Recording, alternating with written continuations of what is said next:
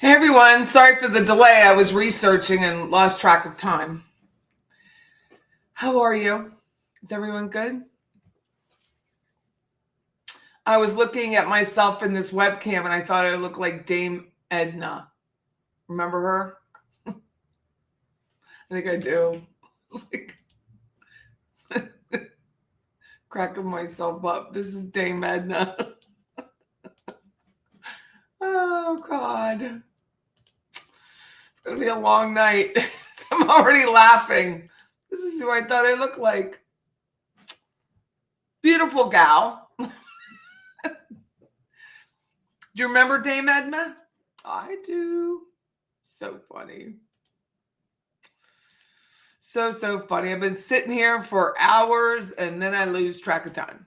So it's like, aw, it's what I'm going to look like in 10 years. You ready for the Donna content? Well, I don't have Donna content tonight. Sorry. I don't have Karen Reed content. I don't have Donna content. Till March 11th. There's not much to talk about until there's more motions. Sorry. Cha-cha. That is not. Don't you think that's true? Like, that's me. Aw. I do look like I'm in drag some days. Go play drag bingo. Who wants to go? It's so funny. It is not me. But my hair needs a deep and horrendous cut. Hi, Arlene. How are you? Hey, Bling. We'll be on rewatch. Smashed like. Thanks, Dennis. You were debating whether to go for a walk in the park with your dog or just lay on the couch. It's cold here at night. Like right now, the sun's already set. Oh, I better charge my phone, my watch. And I just took my stuff out. There was a dump trailer that was stolen out of here the other night, so I'm not going to be on here too long in case these fools show back up. Oh, it's time. Hi, Chris. Hi, Creative. Thank you for the compliment. High five, Car. Hello, Sunshine. Well, tomorrow is, I think 2 o'clock tonight. We spring forward, so we all lose an hour of sleep. I was thinking, oh, I'll get up early and go to Mass. And then I'm like, no, I won't. I'm going to 10:30 Mass like you always do, Patty. I learned things I never done before. Drag bingo. I've only been once, and I had an absolute blast. It was so much fun. Hi, B. Sean, Tallahassee Patty. Hey, Debbie. It's super funny. So I will say one thing about Donna. It's really more about Wendi. She's a little bitch. Okay, that's what I think. Did you guys watch Jay Bronius? He had a little clip on about our gal Wendi taking lunch with Janine Silberman, psychologist. She's a psychologist. Medical oncologist and cancer therapy is what she studied. She has her MD in psychiatry, and her clients love her. So there is that. And she's willing to lie for her friends. Absolutely willing to lie for her friends. All of that education, and still doesn't get that law enforcement knows when you call someone, when you don't, when you leave a voicemail, when you don't. They can extract the voicemail.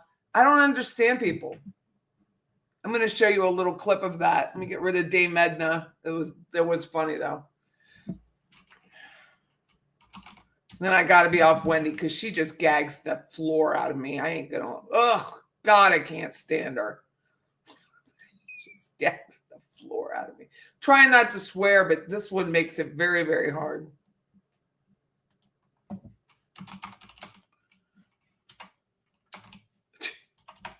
Oh, it's not even Jay. Is it Jay Bonius? I'm calling him Jay Bronius. God.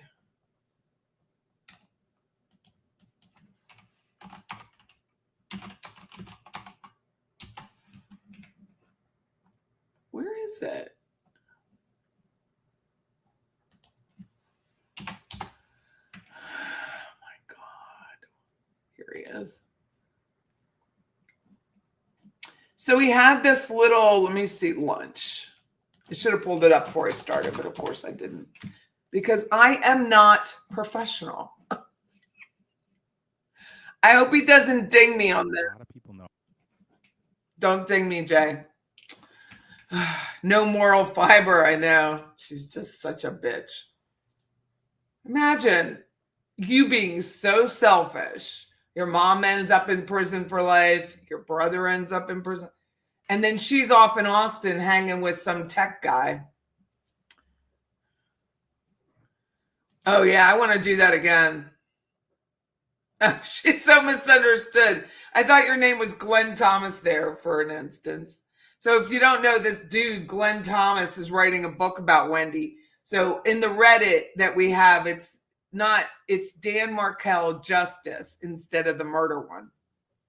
And anybody's welcome to go on there. Nobody goes in the detention center. I'm not the OG, so we don't have to worry about that. And he's coming at me. He's like, Wendy's innocent. I was like, dude, it was not a good day that day. I said, your book cover looks like you did it on the Canva. Like, this is not a real book. Okay, this is not real. You have 800 followers on Twitter. How do you expect X? How do you expect to sell anything? He went away. Hi, Mr. C.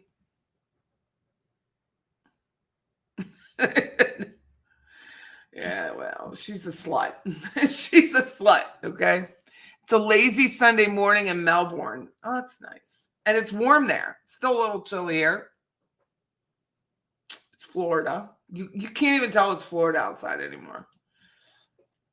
What kind of deal can she get there? She's not getting any deal. Who am I talking to? 5 5. Let me see what 5. Donna is never going to trial. She has to, no.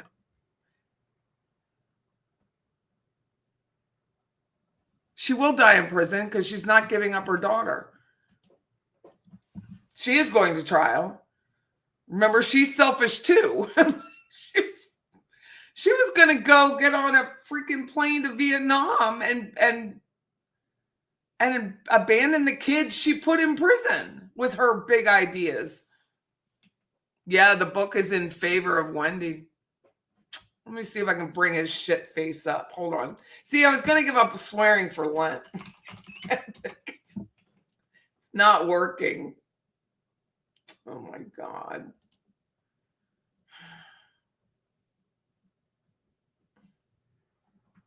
Here he goes. Stop, Patty. I'm going to have it's Saturday. I wanted to do this at night because I have very little filter.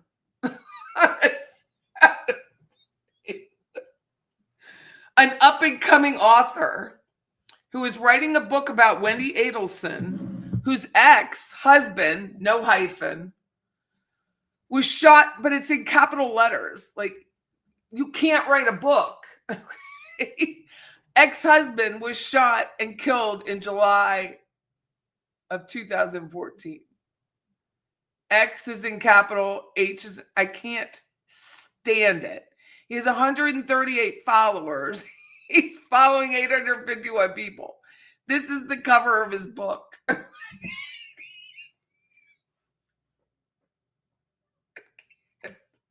I cannot. It's so bad. Oh my God. No. I mean, he's been to Miami, he says. Hi, Sade. How are you? I can't. She is a slut. Hey, I asked some of the previous lives, are there any phone conversations? No, they're not allowed to talk to each other. Do you mean current bling? No, they're not allowed to speak. Mm-mm. Not since November 13th, 2023. Not since then. Look how bad this cover of a book is. Is Wendi being used as a scapegoat? You can't even read it. Or is she a victim? Like, it's all different. So there's a lady in town who happens to be a real estate agent, and she uses, can't even say her last name. I'll have to make something up. Okay, so she has like 5 fonts in her graphics when she is presenting a house for sale. So let's call her 5 font Fitzgerald. Like, I call her. This is like, how many fonts? 1 font, 2 font. Look at the eyeball. There's a font. There's a font. Yellow journalism now requires caps. He's so stupid. Accidental discoveries. Wendi has nothing to do with the murderer. The Diary of an Advocate. He says, I created a psychological profile, because he's that guy, of what all the Wendi skeptics have in common, and they fall under 3 or more of these categories. They're biased, judgmental, pessimistic, stereotypical, delusional, and unhinged, who lack common sense and or, can't be both, and or prefer to draw their own conclusion. They're either independent or far-right Republicans. I've never read this. Who despise the Democratic Party. If Wendi was a Republican, then she wouldn't be receiving all this animosity. They're using her as a surrogate substitute because she reminds them of another woman from their past. They didn't like her. 85 to 90% of them are women over the age of 45. Only 10 to 15% are men. They rely on unreliable news sources as their primary source, who are all biased, such as F fiction and C. Look, F gets a period, C, or F doesn't get a period, but C gets a period, Steinbeck. I'm trying to keep my shit together. 85, okay, so they have her falsely mislabeled. That is a double negative, dude. You can either be falsely labeled or mislabeled. But when you say things like falsely mislabeled, it's a double negative. So she's a narcissist. Thanks for playing. Other psychologists, capital O, would probably agree that she didn't even fit the profile of one. Who's the other? They have her mislabeled as this rich, self-centered, spoiled brat. You forgot slut. I've already conducted a profile on her and proved that she doesn't even fit the profile. They always doubt the integrity of law enforcement, capital L, capital E, who, not consistent, this should be a capital W, are very familiar with this case, such as Craig Isom, psychologists, and body language experts, but body has a capital, who all found Wendi to be believable. The majority of the skeptics who think Wendi was complicit in this either know very little about the case or have some sort of mental illness. They're completely abnormal and they lack common sense and should seek professional therapy immediately. He says it. So it must be true. The dude is he lives in Oregon near Portland. So he went to Miami February 2nd, where he writes that he was there 5 years ago, met some, quote, interesting people. I'm thinking about visiting Texas for my next vacation. There he is, trashing other people. Glenn Thomas, aka BH Love Doctor, is an aspiring author with a keen interest in high-profile legal cases, notably the Wendi Adelson, and he's not shy about challenging body language experts on their analysis. That's spelled wrong. Or analyses. He's a vocal critic of misinformation, particularly in health and politics, advocating for trust in medical professions over politicians. His posts reveal a man who's both engaged with current events and unafraid to call out what he sees as quackery.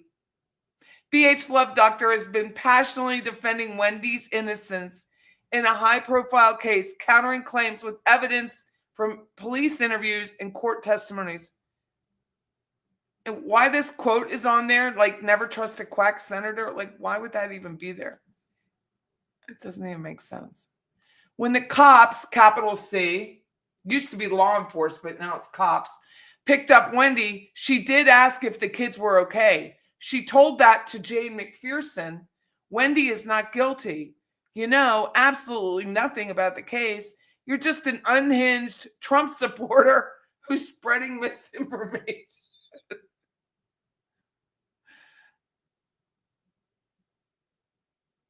Responding to Christy Cherry, Wendi Adelson, when the cop picked her up from lunch, she never asked why she had to go with the cop. Is something wrong with the kids? That is why I think she's guilty. The most anticipated trials, and here he is. We're back for more. Here we go. A new book cover. He didn't. Diary of an Advocate. According to the Tallahassee DA, we don't have DAs. We have state attorneys. Wendi Adelson is an unindicted co-conspirator in the murder of her ex-husband. Again, H is capitalized. According to me,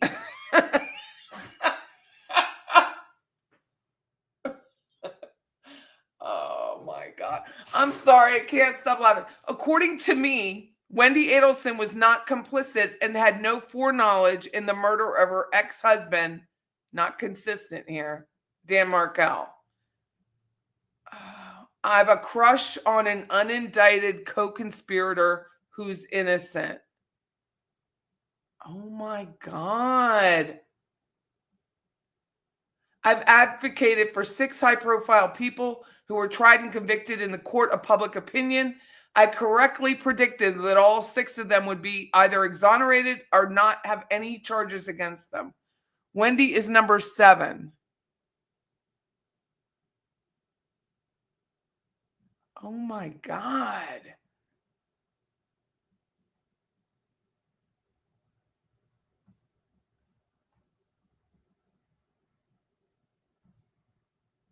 I've been blocked by 29 people. Julie, in response to Carl Steinbeck's interview, he still falsely, dude cannot spell. He just cannot spell.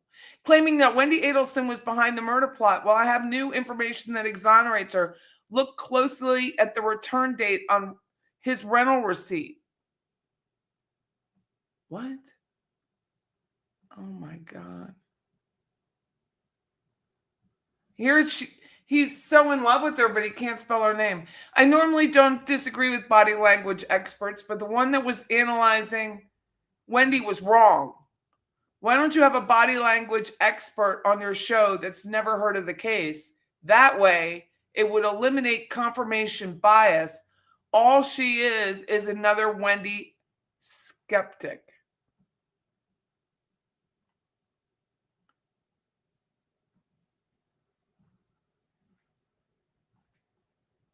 Oh my God.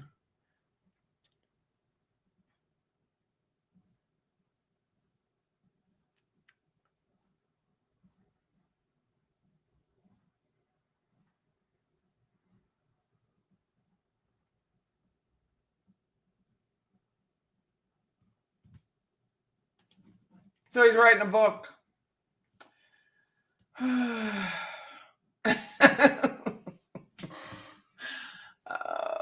Is Glenn Thomas the new Turtle Boy? Yep. Well, he thinks he is, but he was easily shut down by me in my life. Like when he came at me, it was easily shut down. He should advocate for an editor. Yeah.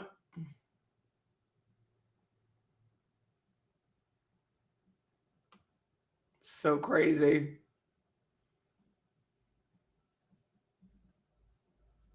Why is Fulford allowed in a court after misconduct in some of her cases? That you'll have to take up with the Supreme Court of Florida.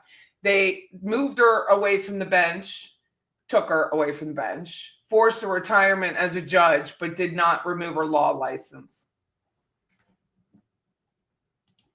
Oh, I think that author guy was trolling Carl in his chat. That's what I heard. Someone was sending me a text. It was, "Hi, my father's alibi. How are you?"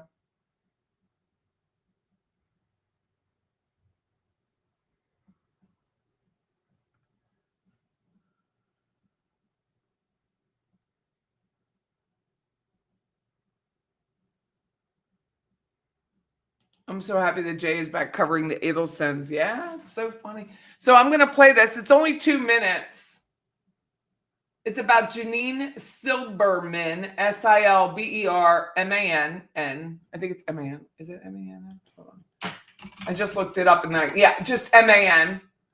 And at the time, she lived very close to the Mosaic restaurant where they went for lunch. Now she is divorced, remarried, and lives out in the county on like 10 and a half acres, because I looked her up.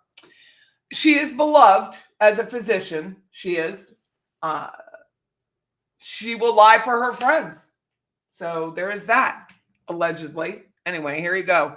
Let me back this up. Put Jay on here. Get rid of this. Mute my mic. A lot of people know after Dan Markel was shot, Wendi Adelson was picked up on a lunch date.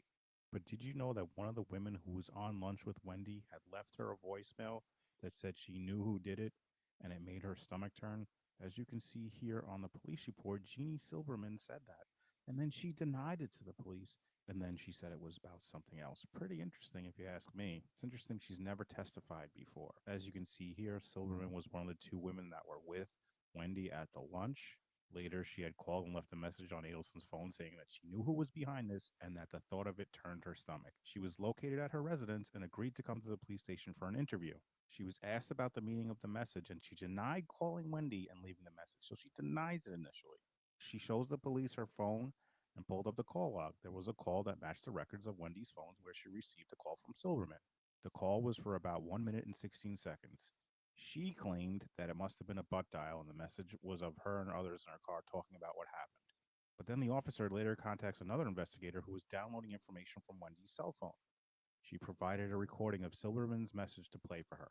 Upon playing the message, which was clear and unequivocal that Silberman was calling and addressing Wendi by name and making the aforementioned statements, Silberman again denied leaving the message. I pressed her further, and upon replaying the message, stated that she did leave the message and it was not in the context concerning the murder. Silverman stated that when the investigators came to lunch and essentially took Wendi away, she immediately thought the police presence were concerning the custody arrangement being litigated between her and Markel. Upon that thinking, she figured Markel had fired something to warrant police attention, and that turned her stomach. Silverman reiterated that she had no idea who would want to kill Markel or harm him or anything helpful in this investigation. She was later transported back to her residence. Pretty interesting that she completely denies it twice and then admits it and says it's about something else. Sounds like someone who knows this is an investigation and doesn't want to have to testify in the future. I don't know, a little weird to me, but always thought this was interesting in the police report.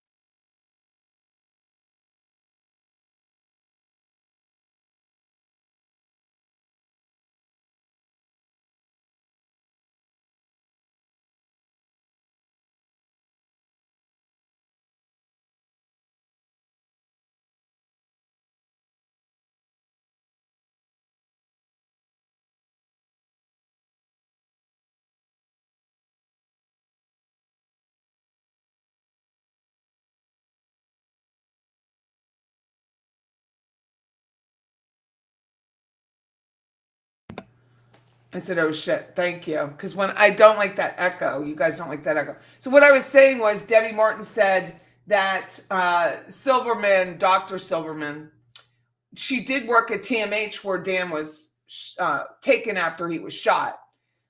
But she lived closer to Mosaic. She wasn't far from there at all. So.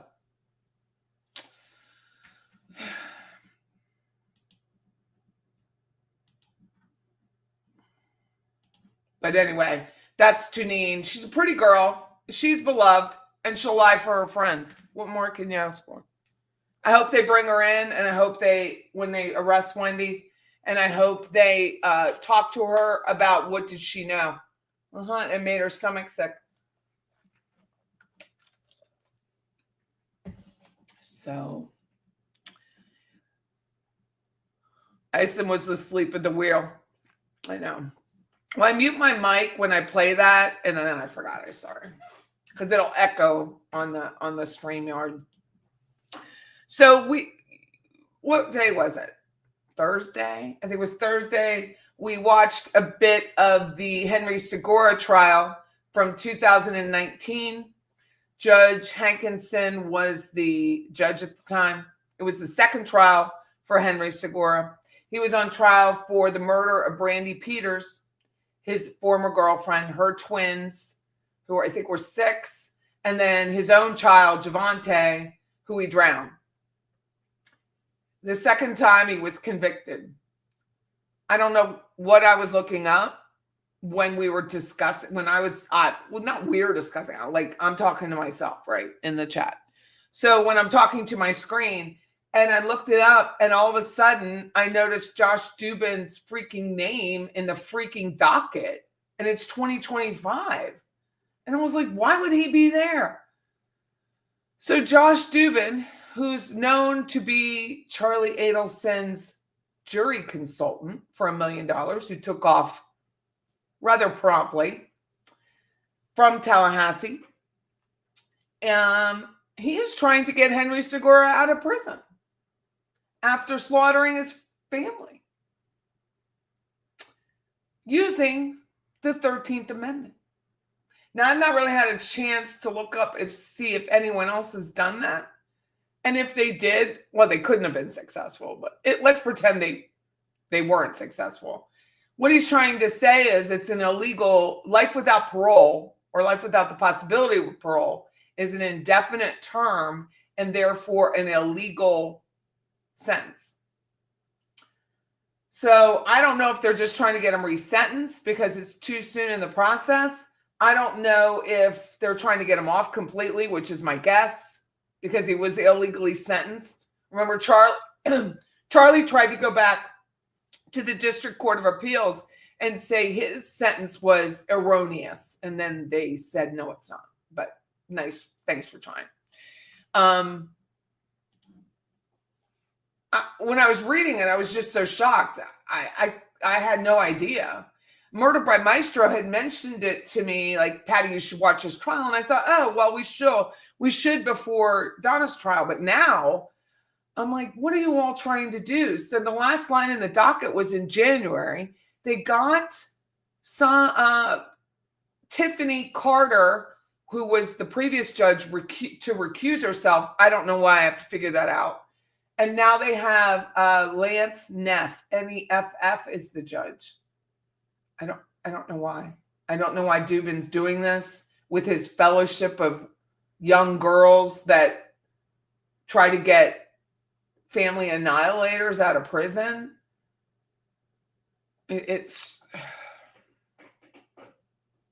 but if you don't know, it's slavery abolishment. So on his own, in a handwritten motion, Segura is presenting that slavery was indentured servitude, and indentured servitude is the Department of Corrections, and therefore being in prison indefinitely is just like being a slave to the government and to the Department of Corrections, and so he should be let out. So if he's resentenced, just sentence him to the life of his child, Javante, 73 years, and the kids that were 6, 70 years, and then move on to Brandy, who was only in her 30s, well, another 40 years, and there you have it. Give them time and give them a finite. After looking this case up, it's obvious that Hankinson, Larry, and Jack Campbell, Jack Fulford, Willie Meggs were totally... What? I have no idea what you're talking about. So I'm just going to pass. I don't know what you mean. Willie Meggs was totally unethical in this trial. DNA evidence was not released. It's disgusting. I don't know what any of that means. I've not watched this trial, and don't ruin it for the rest of us. Just kidding. I really don't know what the hell you're talking about. So Jackie Fulford has nothing to do with Henry Segura. So I don't know what you mean. But hey, Becky, how are you? Don't get me started. Sounds pretty definite to me. When you die, you can go home, right? I'm like, but the fact, I don't know. Who's paying for these things? Who is paying for these people?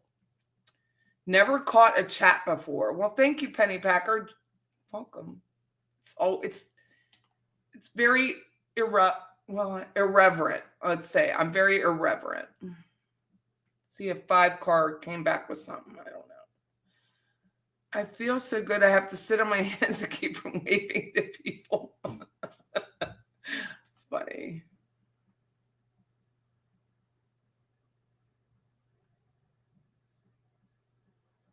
Jackie Fulford.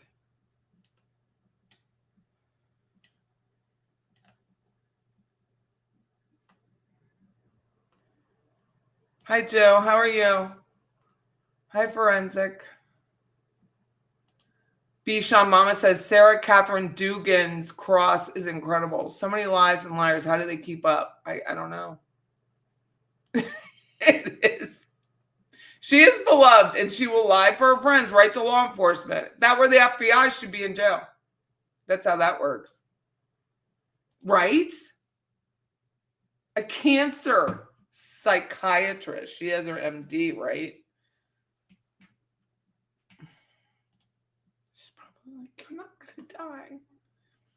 You're not going to die, but yet you do. Like, I don't even know what to say. Thought you were headed to Clearwater? Me? No.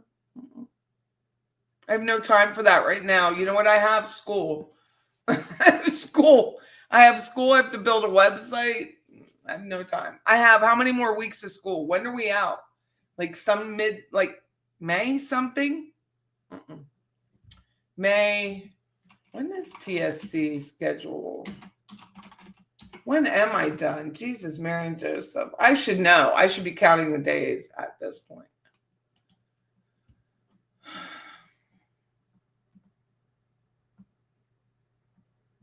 May 5th.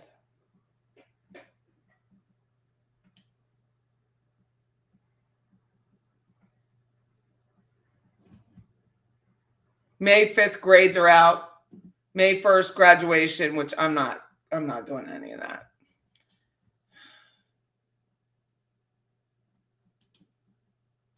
You're absolutely wrong. Jackie Fulford lost her bench. Jackie Fulford is the defense attorney for Donna Adelson.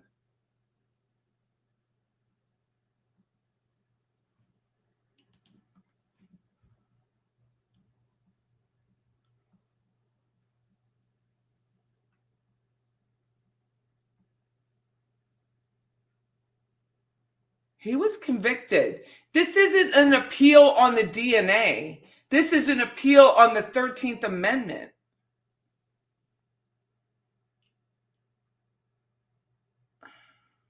Do you know what I mean? This isn't an appeal on the merits of the case at all. The only appeal he's trying to create out of sand is the 13th Amendment of the United States, the Constitution, the Bill of Rights that abolished slavery. This has nothing to do, Jackie Fulford or anyone. It has nothing to do. Hi, Tammy. Hi, y'all. I just wanted to say I just got off live with Roberta. If I could join you guys, I have to make dinner. Oh, okay. We'll have fun making dinner. Patty said, it's so great you're in school and working and grandparenting and letting us enjoy your channel. Yeah, when I write it out like that, I get very overwhelmed. It caused me a great bit of anxiety when I think about it. Yeah, he was convicted in, the murder was in 2010. He was arrested in 2011. The first trial was 2017. The second trial that we're going to watch is 2019. He wrote a motion. Let me get the docket up. In 2024, hand wrote it. Beautiful printing, by the way. Hand wrote it. This is 2025. Oh, Roberta recommends a book called Boston on the origins of the Innocence Project. Well, apparently there's a lot of money in it, because otherwise, why would these guys do it? My university had a 78-year-old lady. We cheered her on, helped her, included her in our group study. Aw. Oh, I have absolutely no intention. I will never go to graduation. No, I will not. It's not. I have no desire to. It's not a thing for me. No, I would rather. Let's just say no. No, I don't need that kind of attention. I just want to be done. But I do appreciate the comment, but it's not happening. Yeah, but this isn't, I don't know what 2015 was about, but the first trial, I believe, was 17. The second trial was 19. The murders were in 10, and he wasn't arrested till 11.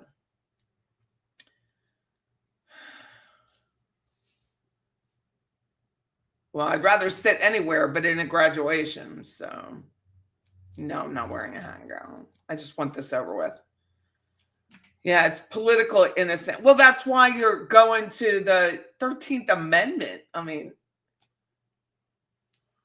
I can't even believe they're entertaining it as far as it's gotten, but they are. Patty Wilson, in absence. Yeah. I just want this, like the little box, like hand me the paper. Really, I just want the transcript. I don't even need that. Just hand me the transcripts. Make me pay for them. I'm fine with it.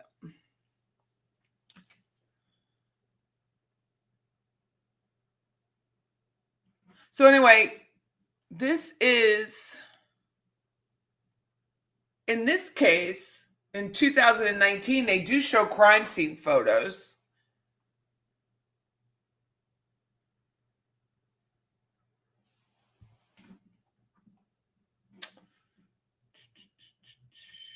Let me get his docket up so I can tell you who the players were.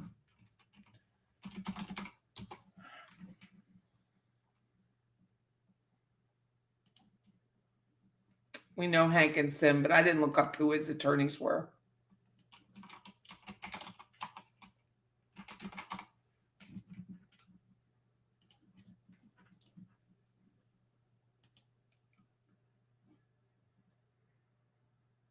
He was arrested in 2009 for battery. He was arrested in 1999 for battery twice. He escaped. He escaped jail in 1997. The guy is just a waste of cells. Just a pure waste of cells.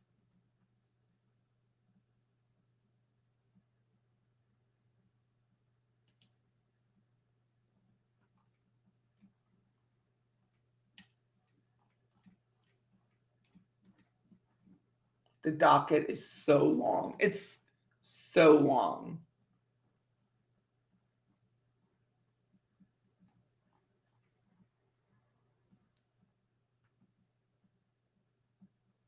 I'm going to sneeze.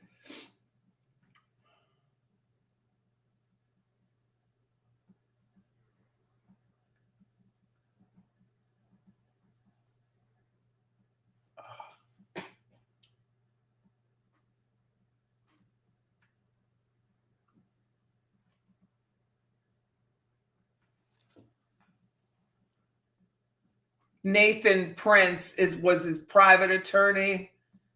They had an Ann Fennell, and then a name.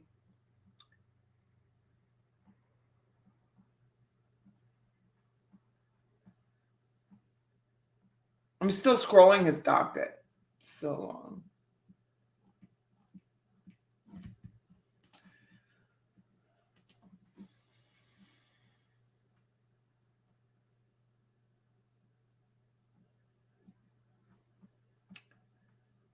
Hey, could we have your professor show up on one of our lives and present you? No, you cannot. Decisions whether the DNA testing is allowed was left up to Jackie Fulford. In 2015, the Judicial Qualifications Commission charged her with 3 counts of judicial misconduct for misconduct that occurred before she began presiding. Soon after, it had nothing to do with that. It was her in her office. She was forcing. She was threatening our staff if they voted for Dave Harvey, Sheriff David Harvey. He was the county sheriff in Wakulla County. That if they didn't vote for him, she would fire them. And she did. She fired them. So she wasn't on the bench when she did it. She was sitting in her office threatening people. So she had a big ass cutout of David Harvey, and who I know pretty well. He's a very nice man to me. He's very nice. But that's what happened. So she wasn't on the bench at the time. She was sitting in her office, which is probably why she got to keep her license.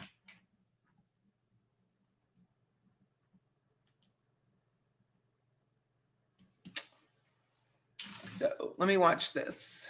Here we go. I'm going to take this off. We'll stop and start because there we go. Yeah, Jay's very soft-spoken, and this was maxed out.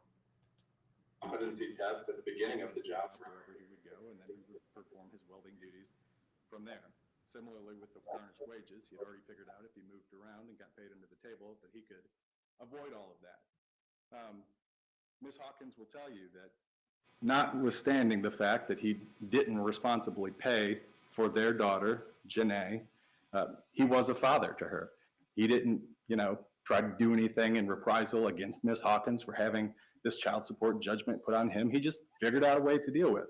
And I'll go ahead and tell you now, so that you're not wondering about this, Mr. Segura has not ever, and will not in this case at this time, hide behind his Fifth Amendment right, although he has a right to do that, and although you wouldn't be able to hold it against him if he did that. He'll take the stand, and he'll testify, and he'll tell you his side of the story.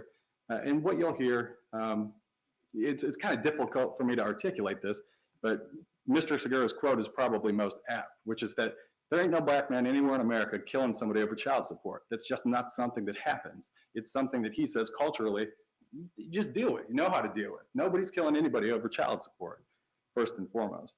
Now, one of the things that the state is going to try and point to during the course of the trial, evidence that they'll look to try and establish that there was some kind of beef brewing between Brandy and Mr. Segura here, was that there were text messages early in the week of the murder, on Monday, Tuesday that week, where she's saying, basically, you're a deadbeat, you're not paying, I'm going to have you put in jail and all this. However, there's a change of tone in the text messages that takes place prior to the murder. On Wednesday, Mr. Segura goes over to Brandy Peters' house. He's there for a short time. And basically what he's doing there is trying to chill her out. He figures, I'll just go see her in person. I'll explain what the situation is. And the situation was that Mr. Segura had been injured. He had been shot back in July of the same year, 2010. And he hadn't been able to work for some period of time. And so he had gotten behind on, all kinds of payments, not just child support, but all kinds of payments. And so he basically goes over there and talks to Brandy and cools her down. And the best evidence of that are Brandy's own words. Because on Thursday, we see that Brandy sends Mr. Segura a text message saying, hey, you were looking good yesterday. If you weren't my baby daddy, I would have given you some. Clearly indicating that the meeting on Wednesday went well. Immediately after that, and you're going to hear testimony all throughout the trial, that Mr. Segura is well-known philanderer, basically. And the only difference between his philandering at the time of the murder and his prior philandering was that he wasn't supposed to be doing it anymore, which I know that doesn't make a whole lot of sense, but just so you have some factual background, you're going to hear testimony indicating that about a year and a half prior to the murders in this case, Mr. Segura had an infant son named Jalik who passed away because he was born prematurely. Prior to that point in his marriage with Malika Segura, his wife of 12 years or so, he had cheated on her a bunch of times. He had Janae out of wedlock. He had other girlfriends. He was constantly running around on her. After Jalik passed away, he and Malika got together and talked about what effect that was going to have on their marriage moving forward, and what, if anything, it meant for them from a spiritual perspective and all that. And Mr. Segura committed at that time that he wasn't going to run around on her anymore. Well, he didn't hold to that. He continued to run around on her, including with Brandy. And you're going to see evidence of how that ended up playing out. So understanding, with respect to the motive, that Mr. Segura already faced all of the consequences, was already subject to all of the consequences that the state will be indicating motivated him to have to kill Brandy.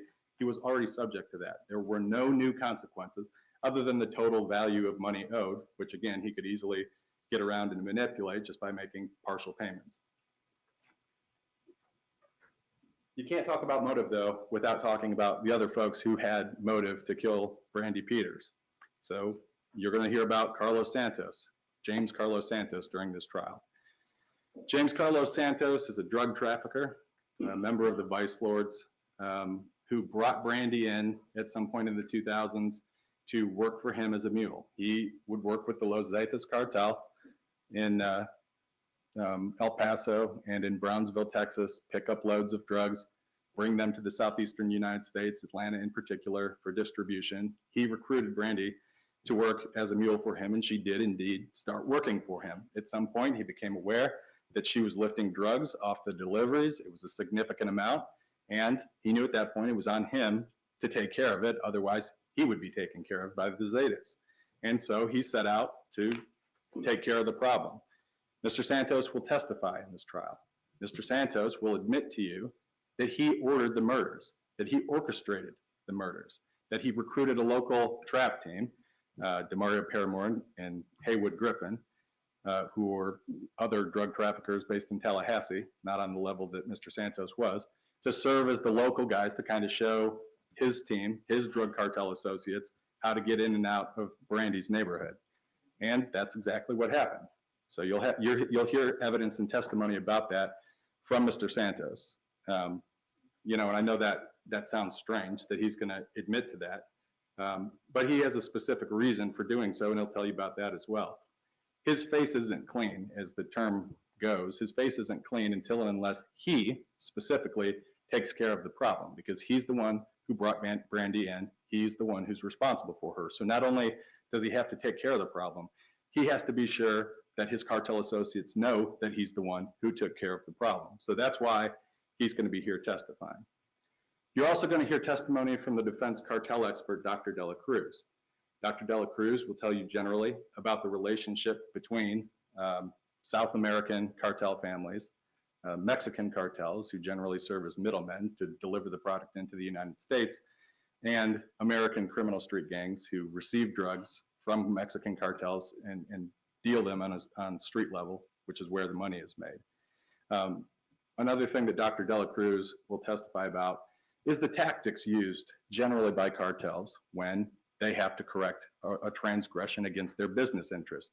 They don't do things that aren't theatrical. They're meant to be extraordinarily violent, extraordinarily gruesome, to shock everyone's conscience in order to send a message to anybody else that would presume to interfere with their business or tamper with their product.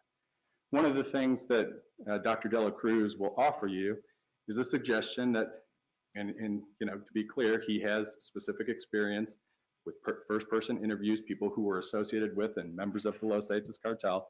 One of the things that they do is that they'll leave a calling card or instruct whoever is committing a murder in their name to leave a calling card at the scene so that it's well known that the killing was committed in order to vindicate their business interest.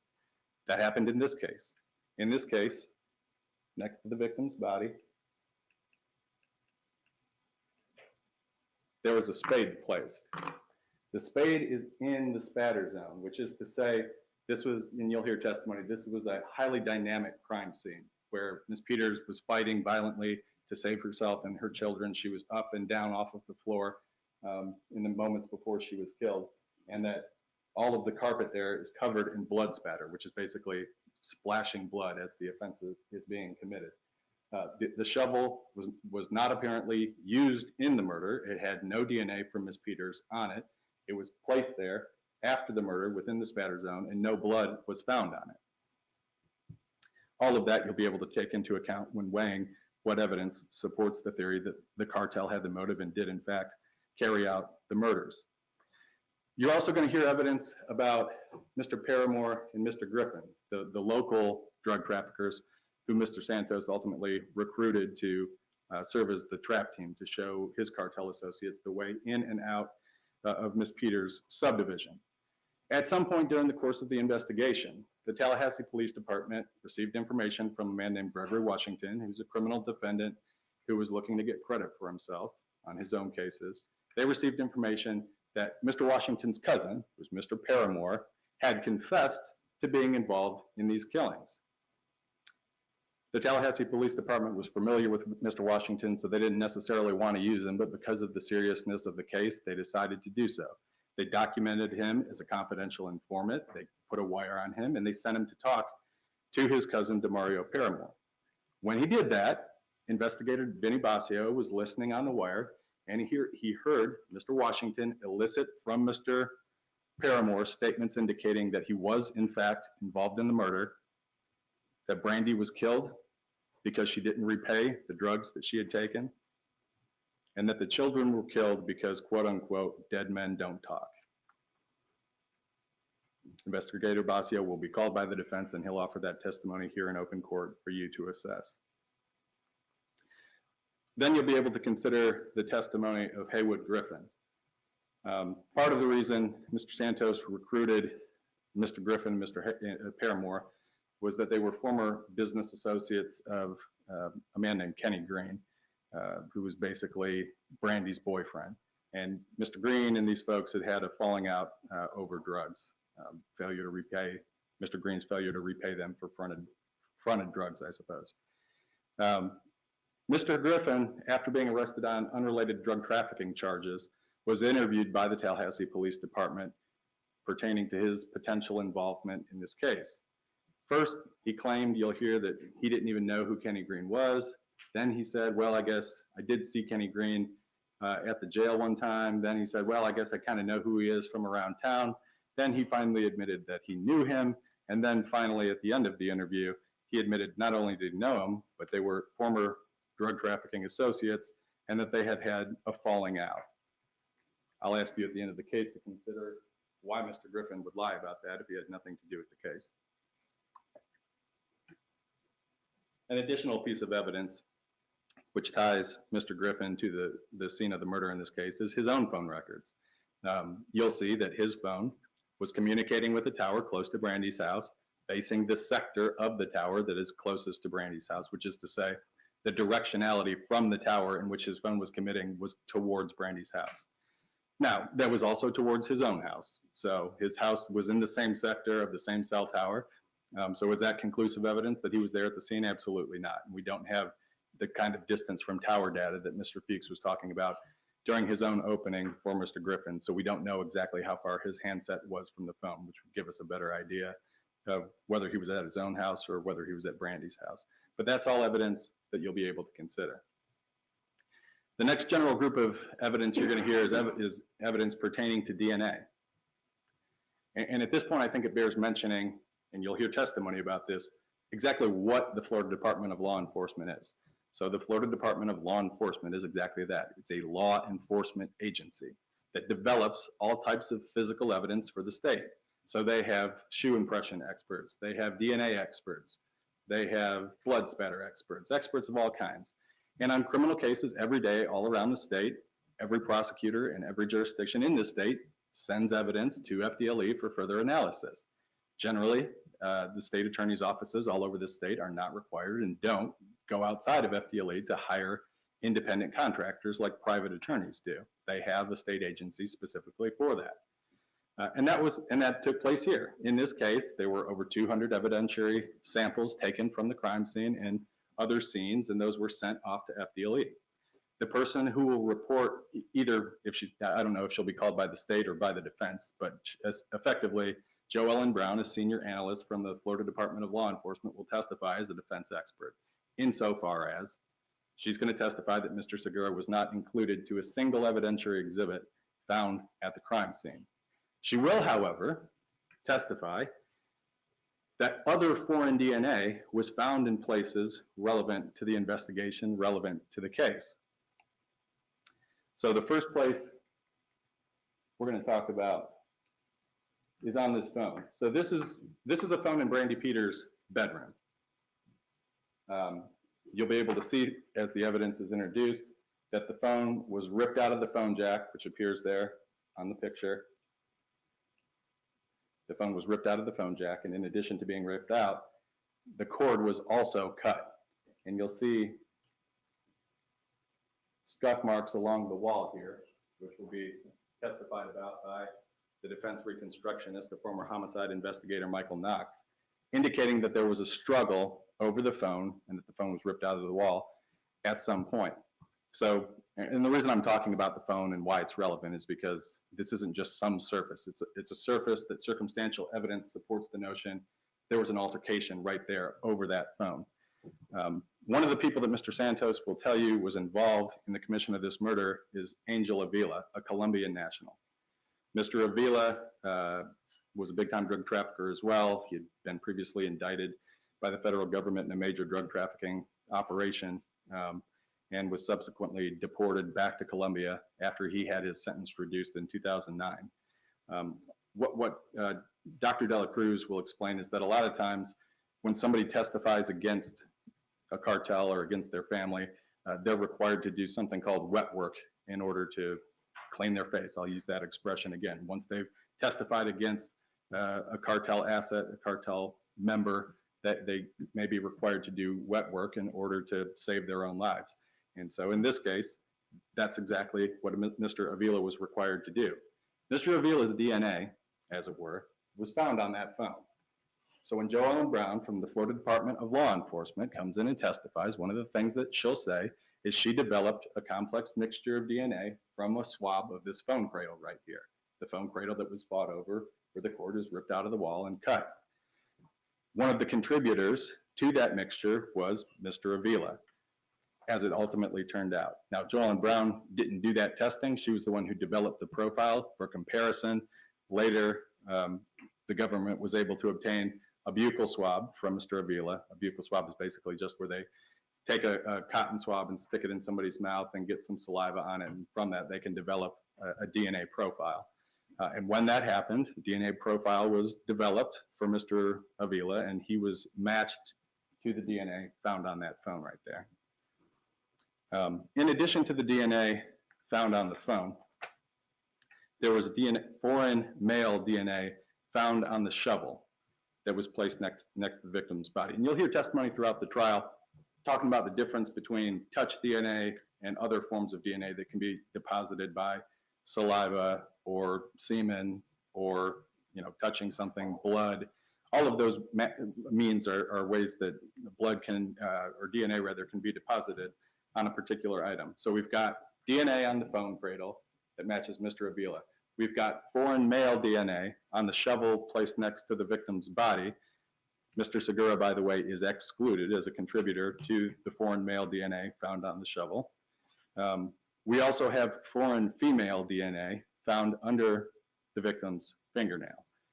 And one of the things that you'll see is that Brandy Peters fought valiantly in this case for herself and for her children, to the point where all her knuckles are broken and bruised and her acrylic nails have been ripped off.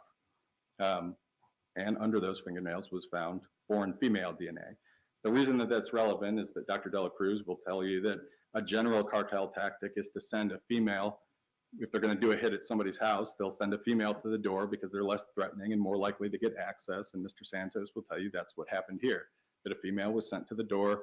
When Brandy saw the rest of the folks coming, that's when she ran inside.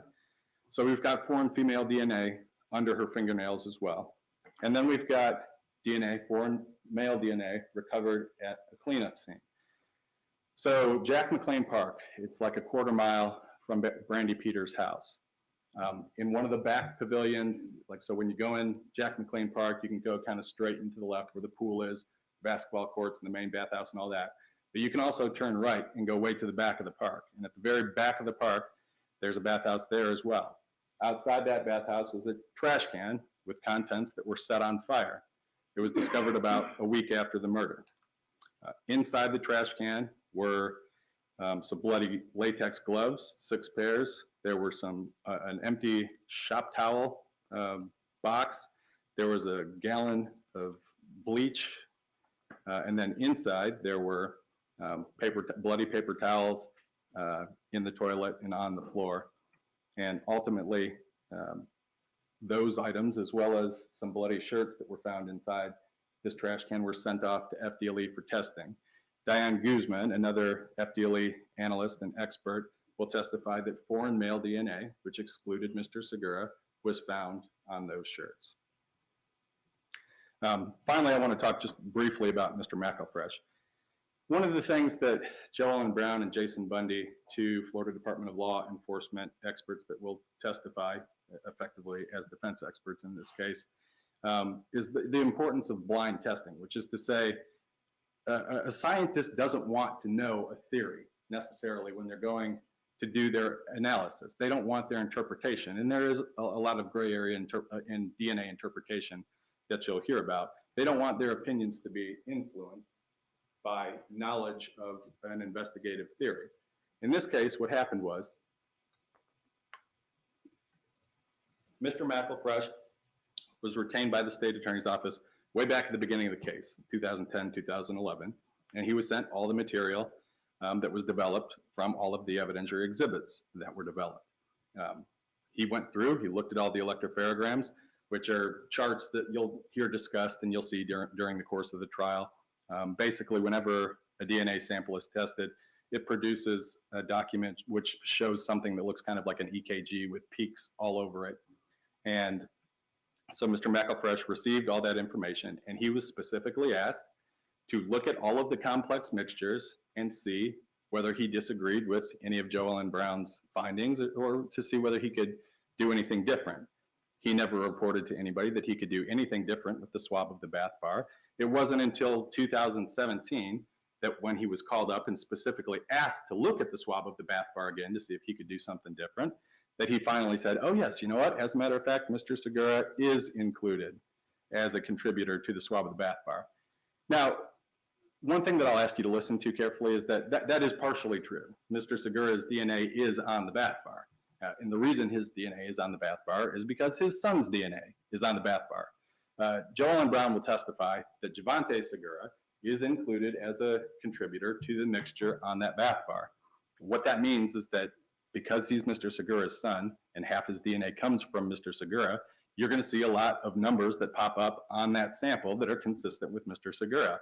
But because there's interrelated individuals contributing to the mixture, no determination at all can actually be made about Mr. Segura's contribution to that mixture.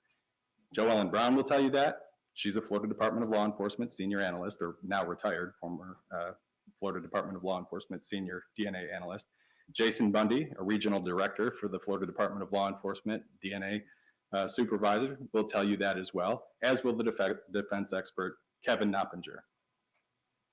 They all agree on the point that Mr. Segura cannot be determined to be a contributor to the DNA mixture found on the bath bar. Only Mr. McElfresh, who was hired by the state to come in and do extra work in this case, will testify to that finding. You're also going to hear a lot of testimony about the forensics in this case. And generally what I mean when I'm talking about forensics is crime scene processing. So that includes blood spatter analysis, like we were talking about before, bullet trajectory analysis, interpretation of wounds, if there are any to be interpreted, and all of that. And so what you'll learn happened during the course of the testimony is that the altercation started in Brandy Peters' bedroom, which is this room over here. Mr. Knox will tell you that he knows that that's where the altercation started, at least where the violence started, because of the amount of blood deposited in the room. It's the smallest area of Miss Peters' blood present in the house. And then there are directional swipe marks as well as blood spatter pattern falling throughout the hallway as she comes towards the front of the house here, comes down the hallway, gets to the front door. There are directional swipe patterns on the door, again, Miss Peters' blood. Ultimately, she makes it out of the house. We know that she makes it out of the house as we go through each of these pictures. So there's blood from Miss Peters on the floor. There's a bullet fired in the bedroom that misses her and goes out the window. There's another bullet that's fired within her bedroom that travels into this hallway closet right here and is discovered there by law enforcement when they process the scene. And there are two more bullets found in the bedroom, in the bathroom attached to Miss Peters' bedroom. So just for reference, the two bullets that were found next to Miss Peters' bedroom in her bathroom are right in there. So like I said, eventually Miss Peters, you can see the swipe marks here, makes her way out of her bedroom, down the hallway. This is towards the front of the house here, depositing blood on the walls as she goes. You see blood spatter there on the walls. Mr. Knox will talk to you about the directionality of that blood spatter and what direction it indicates Miss Peters is moving. You'll also see indications that the struggle was ongoing. She was shedding jewelry as she went. There was an earring located on the floor in the hallway there. And we see again more transfer patterns as she makes her way towards the front of the house. Outside the house is blood spatter, which is impact spatter, indicating Miss Peters is being struck at that point outside the house. And there's blood spatter going in both directions. Back inside the house, you'll see from the blood spatter, and you'll hear testimony about the dynamic nature of the struggle. One of the things that Mr. Knox is going to tell you about is the fact that there are handprints on the walls, the fact that there's spatter going up both walls and all the way up to the ceiling is indicative of a moving crime scene, which is to say that the assailants are moving as well as Miss Peters throughout the attack. One of the things that Mr. Knox is also going to tell you about is the shoe impressions that were found at the scene. And this is an important point because the state's theory is and always has been that Mr. Segura committed this murder by himself. There's absolutely no evidence indicating that he did anything in concert with anybody else at any point relative to these murders. And so there were 5 separate shoe impressions or potential shoe impressions that were located around, in the blood around Miss Peters' body. Highly relevant is that these shoe impressions are all different. So 5 distinct shoe impressions, not from the same shoes. All right, so that's indicative of 5 different people at least being involved here. Another thing that's highly relevant about that is that law enforcement was excluded by another Florida Department of Law Enforcement expert as having deposited the shoe impressions.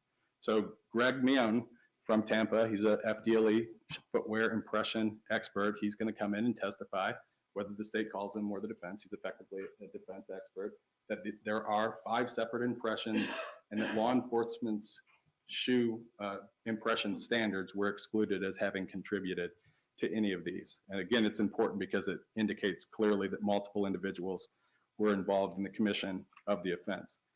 Other evidence tending to indicate the same thing, that is that multiple individuals were involved in the commission of the offense,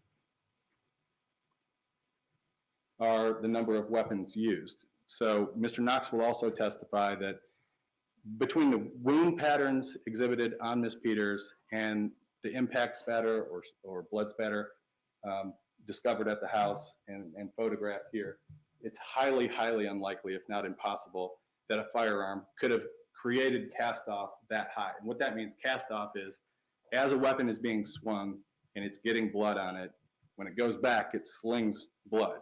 And so what Mr. Knox is going to tell you is that in order for the blood to have been cast off at the height that it was cast off in this case, it would have required a longer item than a firearm. He says that most likely is something at least 2 feet long, like a crowbar or something to that effect. Besides the height of the cast off, as you see here, we're going to hear testimony and you'll see pictures of the different types of injuries that Ms. Peters sustained. And I hate to put these in front of you first thing in the morning, but of course they're highly relevant. Now, can it be determined, or will anybody testify with absolute certainty that all of these wounds were made by different weapons? No, but there's other evidence which indicates that that's true.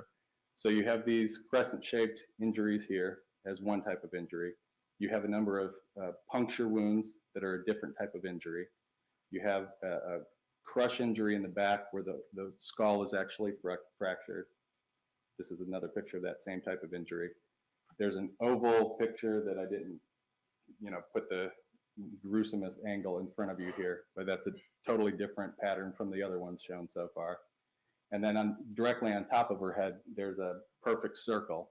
Again, totally inconsistent with being deposited by a firearm, any part of a firearm, the barrel, the handle, anything. As you can see there, it's 4 centimeters in diameter, so it's roughly the size of the end of a baseball bat. Not that that's what it was, but that's more akin to the type of weapon that would have been used. And that's a close-up of the oval. You're also going to hear testimony throughout the case pertaining to the time of death. Now, Mr. Fuchs has already kind of conclusively stated that Ms. Peters died, between 6:53 and 7:37 when we see Mr. Segura texting. But that's not what the evidence actually indicates. It is true that her phone goes inactive and there are only passive events after 6:53. But we know that Ms. Peters was still alive when her phone died, when her phone ran out of juice. There's both circumstantial and direct evidence to support that notion. So one piece of evidence that supports the notion that Ms. Peters was still alive when her phone ran out of juice at 8:21 is that we know she ran for the landline. Now, obviously, if you go to a landline when you're being attacked, you can't move around. You can't lock yourself in a bathroom. You can't lock yourself in a closet. And we know that she was going for the landline in this case because we saw scuff marks on the wall. The line was cut. The cord was pulled out of the phone jack. More relevantly, Ms. Peters' sister, Monica Peters, told Officer Jernigan from the Tallahassee Police Department the day after the murder that she last spoke to Ms. Peters at approximately 10 o'clock p.m. the night before, which would have been the 19th, indicating that she was still alive at 10 p.m., which you'll see as we get into the cell phone records, is a half an hour after Mr. Segura is home. She's still alive at 10 p.m. And there's not going to be a dispute about that, just to kind of give you a preemptive view of the testimony pertaining to cell phone towers and the information extracted therefrom. Both Sergeant Corbett for the Tallahassee Police Department and the defense cell expert, John Sawicki, will testify that Mr. Segura's handset traveled home back down to Woodville, and he was home by 9:31 p.m. and then remained down in Woodville for the remainder of the evening, active on his phone. He was texting back and forth with one of his girlfriends trying to set up a hookup for later that night. With respect to the time of death, what I will end up ultimately suggesting is the most compelling evidence of time of death comes from a combination of Dr. Flanagan and neighbor Marquise Davis's testimony. So Marquise Davis lives directly across the street from Brandy Peters at the time of the murder. Marquise Davis is friends with Brandy Peters, and at that time, he's the live-in boyfriend of Cece Timmons, whose name you already heard. Cece Timmons was Miss Peters' best friend at the time. And Mr. Davis had a relationship not only with Brandy as a friend, but also with the children. It wasn't uncommon at all for him, since he was home most of the time, to make dinner for the kids. That would happen at least a couple of nights a week. The two twin girls, Tamaya and Tanaya, as well as Javante, would eat dinner over at Cece Timmons' house because they played with Miss Timmons and Mr. Davis' children. So Mr. Davis is going to testify. And again, it's relevant when Mr. Davis's testimony came to light because he did not voluntarily go talk to law enforcement following the murders, notwithstanding that he potentially had information that was relevant. That may be hard for some folks to understand, but what Mr. Davis will tell you when he testifies is that he's an African-American man on felony probation, and there are no circumstances when he's just going to go up and voluntarily speak to the police. So his testimony didn't come to light until the defense team found him in 2017. What he testifies to is that on the night of the murders, although the kids ate Burger King at 4 o'clock or so, he made them dinner and they ate dinner around 7 o'clock at his house. He also sent a plate of food over to Brandy for her to eat as well. Mr. Segura was there at that time, and he will tell you that she ate that food as well. That's significant because when paired with Dr. Flanagan's testimony, Dr. Flanagan says the food in all 4 victims' stomachs was digested for about 3 hours as of the time of their death. That puts the victims alive till at minimum 10 o'clock, half an hour after we already know Mr. Segura is home and never leaves Woodville again for the rest of the night. We'll also hear testimony from Dahana Scott, who was the neighbor immediately adjacent to Brandy Peters' home. Ms. Scott will say, oh, there is one other thing that's important to talk about with Mr. Davis before I move on to Ms. Scott. Mr. Davis, after feeding the children and sending a plate of food over to Ms. Peters' house for her to eat, he ended up taking a serving to his father across town. So he leaves his own house 7:30 or thereabouts, goes to his dad's house, takes him some oxtail soup, and then comes back. When he comes back, he sees there's a dark colored SUV in the driveway. This is important because either that person is there killing Miss Peters, or more likely, it's just a friend who's come to visit her. In any event, it indicates that she's still alive at that moment in time. If it was just a friend, obviously, who discovered the bodies, it would have reported it at that point in time, but no report was made. Now, with respect to Miss Scott, Dahana Scott, the neighbor adjacent to Brandy Peters, when she got home from work at 10:50 or so, she noticed a white SUV in Brandy's driveway. At some point thereafter, perhaps around 11 o'clock, her dog starts going crazy like he never goes, right at Brandy's fence. So he's running back and forth, barking, going crazy, to the point that another neighbor, Darius Mount, who lives down the street from Brandy, comes outside, hears the dog. It's so out of the ordinary that he actually calls law enforcement sometimes in the early morning hours of November 20th. Again, that's only circumstantial evidence, but it is actual evidence that you can pair with the scientific evidence from Ms. Flanagan and the testimonial evidence from Mr. Davis. You're also going to hear specific testimony from Mr. Segura about where he was and what he was doing throughout the day on the day of the murder. And you're going to see how the cell phone tower data corroborates everything that he says. So first, let's talk about, since we're going to get into the cell phone stuff and the evidence that you'll hear regarding the cell phone data, the star 67 stuff, which Mr. Fuchs characterized as trying to hide his number or deceptive. 5 car 5. They did not oppose Jackie Fulford. There was no opposition. There was no hearing. There was no nothing.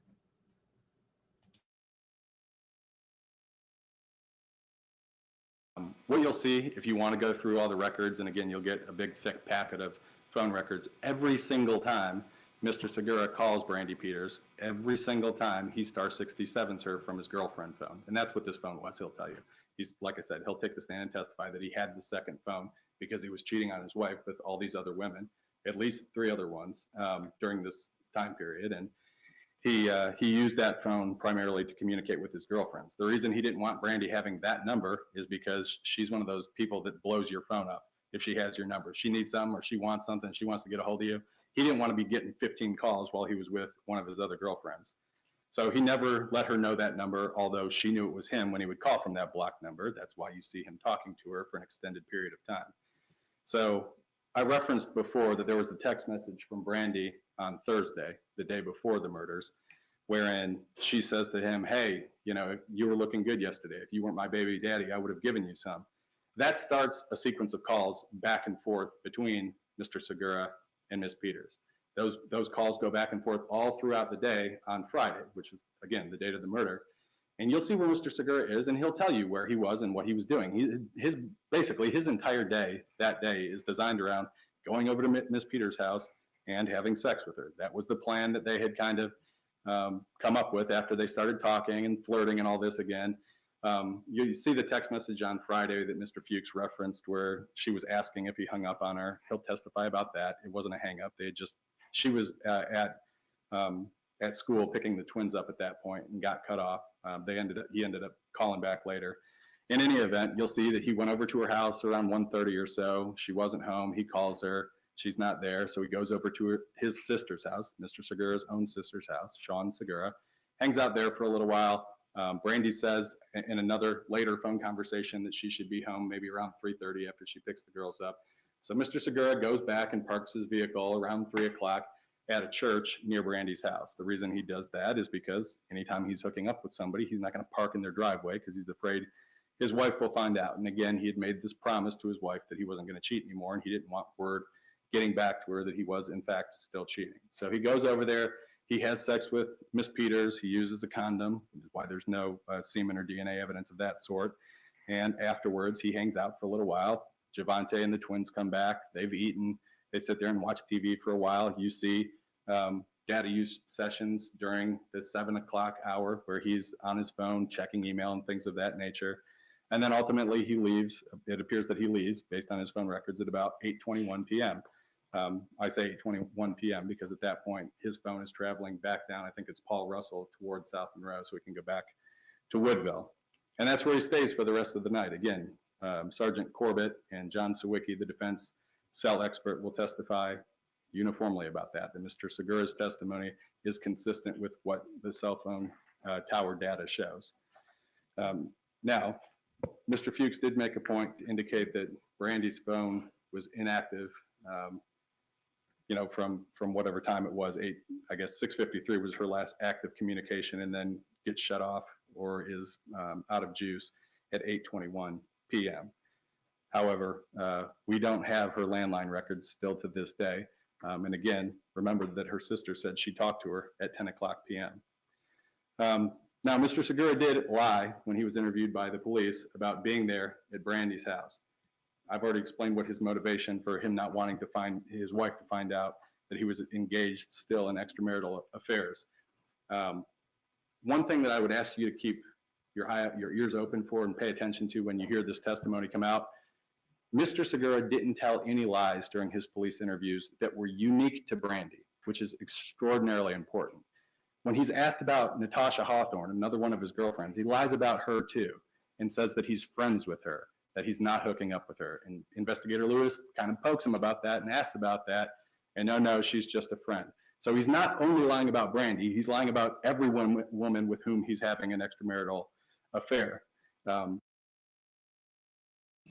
Okay, 5, stop. I'm just going to ask you to stop nicely. I don't give two flying fucks what fancy fiction says, okay? Nobody opposed Jackie Fulford. There's nothing in the docket that says so.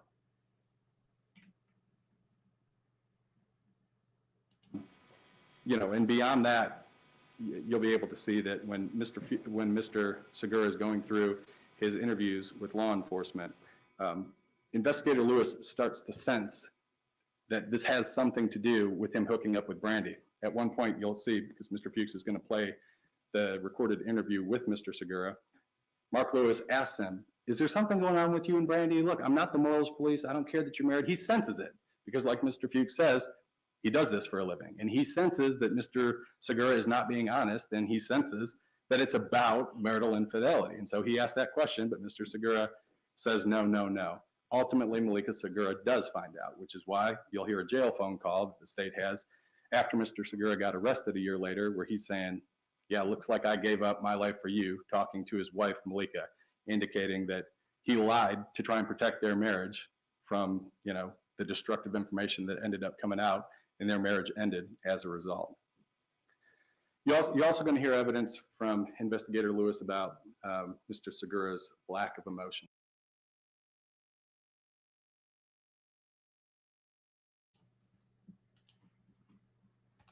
Because reading is hard for people, including the OG. This is Craig Isom.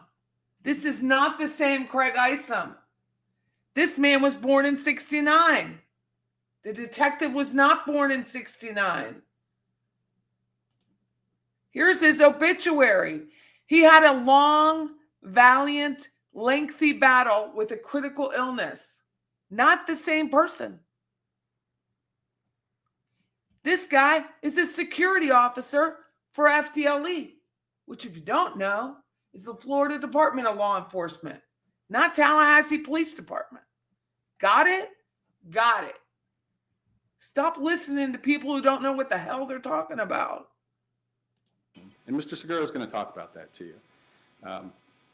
Like we talked about in jury selection, a lack of outward expression of emotion is not a lack of emotion. Look, Mr. Segura is a tough guy. You know, he's a blue-collar guy. He's a tough guy. He'll tell you that when he was a kid, if he cried, his dad would punch him in the arm and tell him, men don't cry. And so that's not something he does. Even when his son, Jalik, died, like, he was a basket case, but he didn't cry about it, like literally cry, because that's not a thing that he does. He buries it and he tries to carry on. For lack of a better expression, he tries to be a man. That doesn't mean that he's got a lack of emotion. He'll tell you what he was feeling. He was feeling a lot of complicated things that were pulling him in multiple directions. He was doing the best that he could under the circumstances to do what he always does, which is be strong and soldier on. Part of the ambivalence about his feelings, or part of the mixed bag of feelings that he was going through, were guilt. You know, he didn't have a firm idea of whether Javante was his son at that point. And so he hadn't been an involved dad like he had for his other out of wedlock children, like Janae. Every time he and Brandy would fight, she would tell him that Javante wasn't his kid. And he had actually filed paperwork to do a paternity test and see if Javante was in fact his son prior to the murders. So he was in the process of trying to determine that. He had a volatile relationship with Brandy, which impacted his emotions, of course, and didn't know for certain that Javante was his son. But that doesn't mean that he didn't feel emotions. He was reflecting a lot of the outward mood that investigator Lewis was projecting. And so Mr. Segura was kind of mirroring that, you know. And he'll tell you too, part of the thing is that he, as an African-American male, is generally uncomfortable talking to law enforcement anyway. And so that's another thing that was kind of playing into his attitude at the time. So just keep that in mind when you hear testimony from investigator Lewis that's trying to, you know, draw a connection between his apparent lack of emotion and, you know, the profile, I suppose, of somebody who would commit this type of offense. Like Mr. Fuchs said, you will hear evidence that Mr. Segura had a .32, but this was months before the murders occurred in this case. What actually happened there is that in July, Mr. Segura was on a job and he got a call from a cousin of his, and he'll tell you about this when he testifies. His cousin had crossed some guys. I guess his cousin was a drug dealer or drug user or something, and he had crossed somebody up in Mississippi. So Mr. Segura, since he was on his way back from a job anyway, stopped in Mississippi. He usually carries a firearm with him legally when he's on these jobs, because he's around drug users that serve as laborers on these contract jobs all the time, all over the country. And so he'll usually have a firearm on him. And in this specific instance, he had a firearm on him. It was a .32. And what happened was, when Mr. Segura got to Mississippi and was dealing with his cousin, at some point, the guys with whom the beef existed came to where they were. They pulled a firearm. He pulled his firearm in self-defense. They shot at him, and he was shot. He shot back. After that occurred, he got rid of the gun because he was involved in a shooting, and then went and got treatment. He was still recovering from that gunshot wound at the time of the murders in this case. So when Mr. Fuchs talks about him being a big, strong guy capable of exerting superhuman strength, just keep that in mind, that he hadn't even returned to full work yet because he was shot in the abdomen and the bullet traveled through his abdomen and finally lodged down in his groin. There are medical records that the defense may introduce to show you that as well. Lastly, when you're talking about the evidence that's going to come out in a case like this, it's important to keep in mind a lack of evidence as well. So important pieces of evidence that are missing include evidence of blood transfer and evidence of injuries. Mr. Knox is going to tell you that these offenses were incredibly violent. This was a very dynamic crime scene, again. And you'll see from the wounds to Miss Peters' hands that she fought back. Her knuckles are broken here. Her fingernails are ripped off. You see one of her acrylic nails on the floor right here. These knuckles are all bruised and swollen. Same thing here. Mr. Segura, however, this is a picture taken the day after the murder, has no cuts, no scratches, no nothing on him. The only thing that he had was, you'll see down here, you can barely see it, of course, he had a tiny little scratch because when he went down to Silas Thornton's house the day after the murders on November 20th, they were shooting arrows in Mr. Thornton's backyard. Mr. Segura fired one past the target and had to go into a picker bush to get it back. That's the only scratch he had on his entire body. That's it. Additionally, you'll hear testimony from Mr. Knox pertaining to the fact that there would have been the person or people who were involved in the commission of these offenses would have been covered in blood because of the saturation, because of the spatter that occurred while the wounds were being struck. And there is no blood transfer in any of Mr. Segura's vehicles. All his vehicles are messy, so it's not like they've been cleaned up. You'll see pictures of them. There's no blood found anywhere that ties him to the victim. There's no, blood on clothes that they find at his house. There's no gloves with blood relevant to the crime that they find at his house. So just keep in mind those important pieces of missing evidence as well as we go through. I know I've just kind of thrown a lot at you, but I wanted to give you a thorough preview of what I expect the evidence to be so that you can, number one, be aware of what's coming and think about ahead of time how all that evidence fits together. And at the end of the day, if you follow the instructions of the court, which require you to return a not guilty verdict in the event that the state fails to prove beyond and to the exclusion of every reasonable doubt, which again is any doubt which is not speculative or imaginary, that is based on evidence, you'll find Mr. Segura at long last not guilty of these offenses. Let's take 10 minutes. Let the jury step out with the.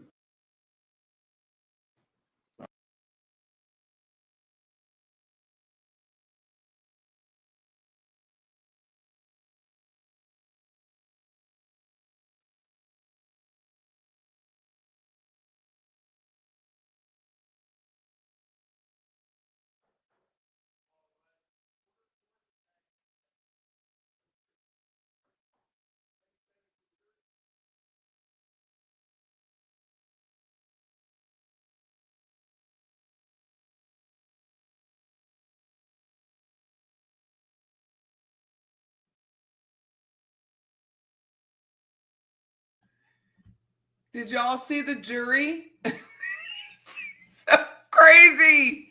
There's the jury right there. This is crazy.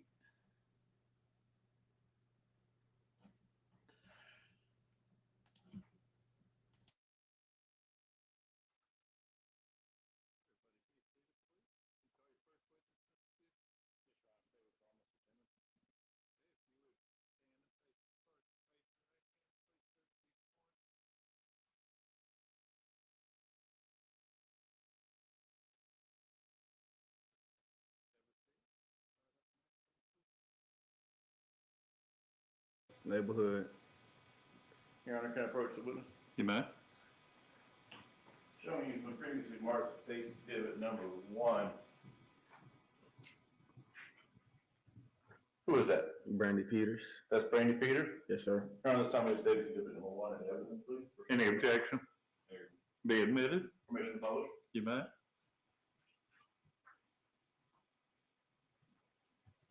Did Ms. Peters have any children?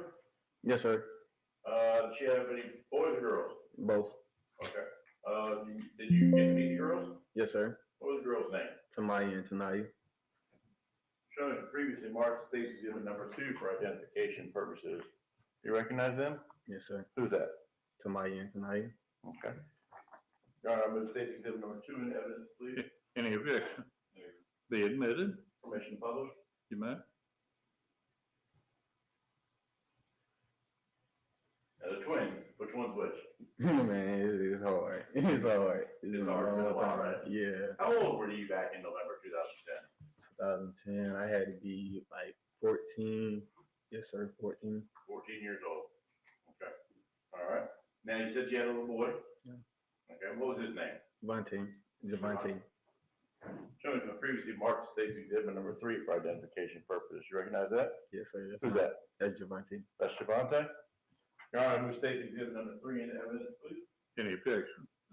Be admitted. Permission to publish? You may.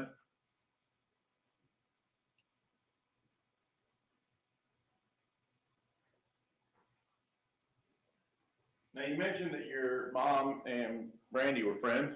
Yes, sir. Were you living with your mom at that time? Yes, sir. Who else you live with? My stepfather, What's his name? Marquise Davis. Okay.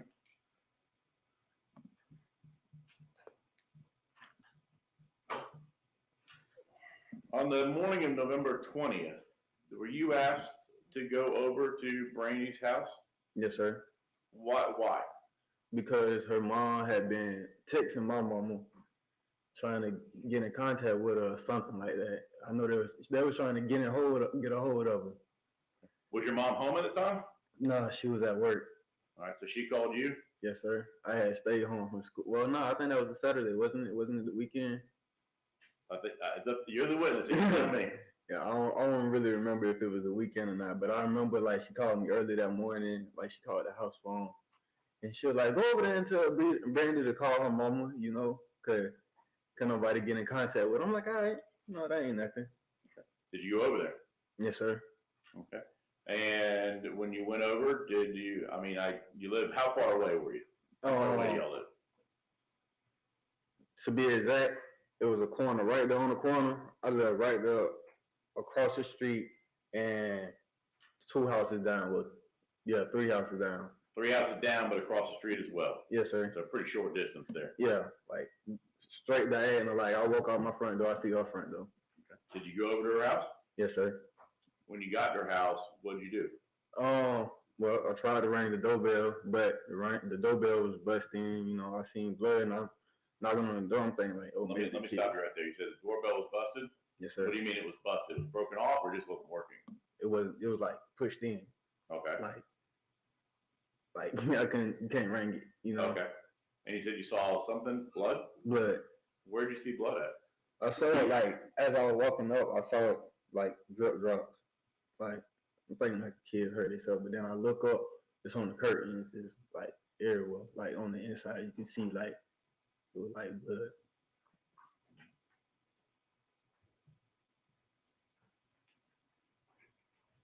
All right, Coach. You bet. Showing you photographs, it's been marked previously as composite 5A and B. Take a look at those photographs real quick. Yeah.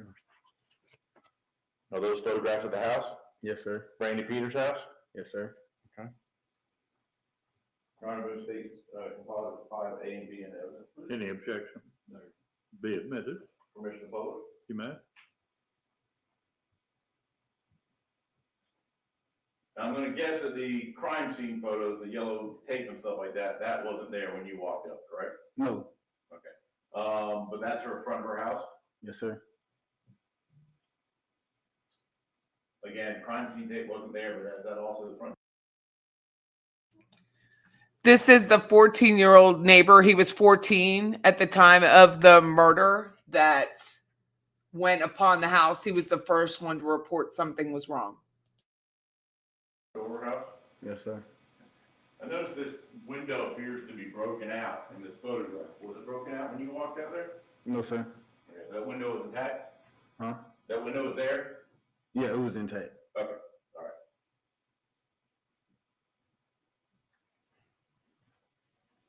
So you walked up, doorbell doesn't work, see blood, what'd you do next?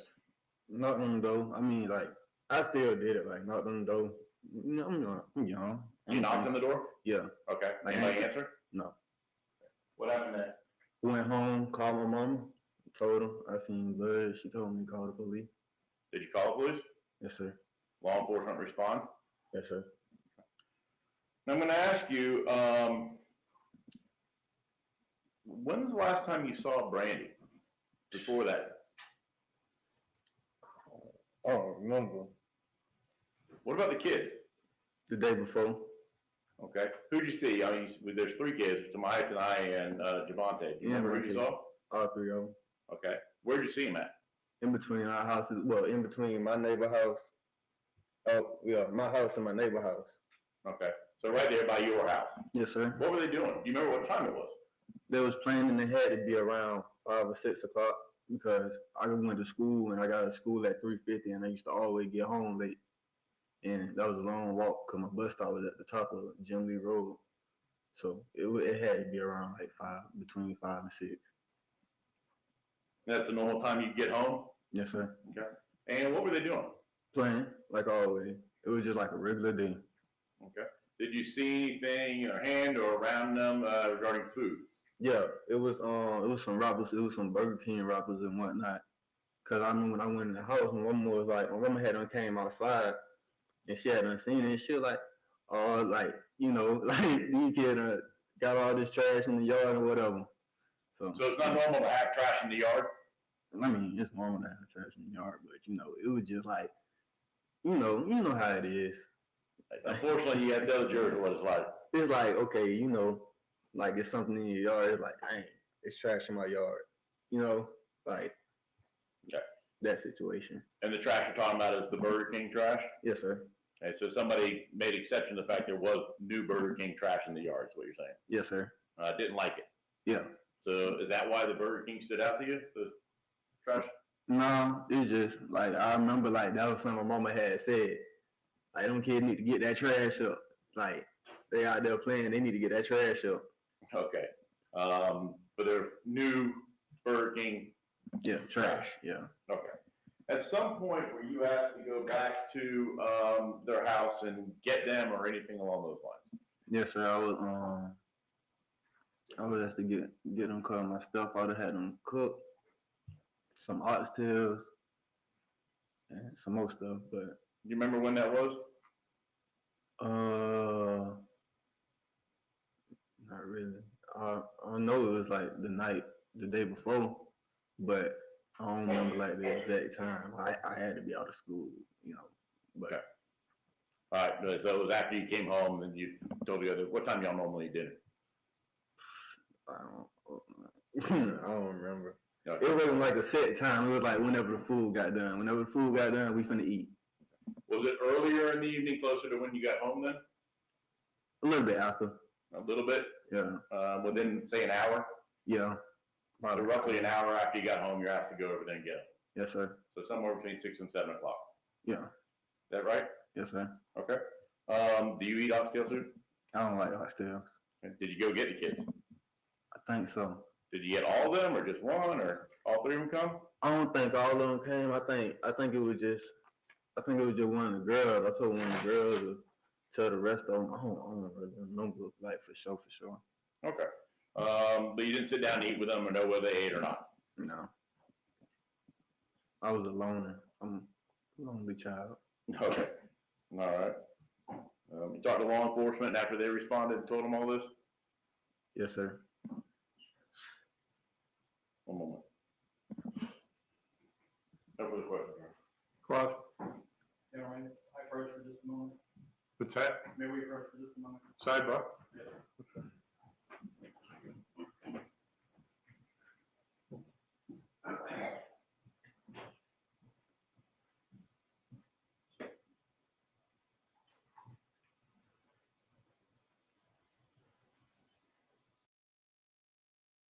Yes, sir.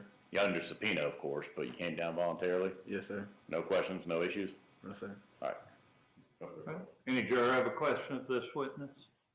All right, if not, you can step down. Do we need to keep him any further? No, Your Honor. Need him for any reason, Mr. Prince? Not that I anticipate, but I would ask that you remain subject to the rule and understand that. Well, when was he planning to return to North Dakota? I honestly don't know what his flight plans are. Yeah, I don't want to, unless you have, do you know when you were planning to leave? Yes, sir. On the 12th. The 12th? Okay, you're going to stay here anyway till then. Yes, sir. Okay, remain till then. Let the attorneys know how to contact you. Call you next one. Your Honor, state will call officer, Your Honor.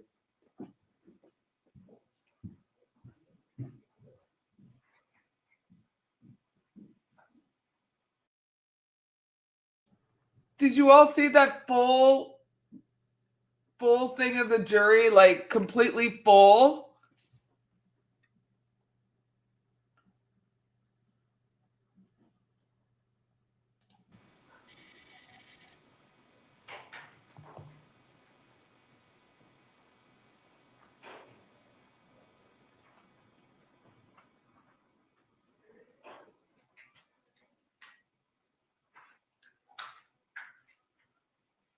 But hearing everything okay, I know we had Mr. Fuchs' mic a little over revved there, but I think we got that sorted. Other than that, are y'all hearing things okay? Like I say, we're Got a new sound system. We're kind of trying to get it adjusted. It's not a new system, new controls, so trying to get it a little bit adjusted here.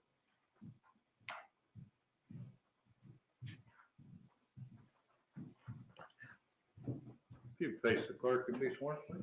Do you solemnly swear or affirm that the testimony you give in this case will be the truth, the whole truth, and nothing but the truth? I do.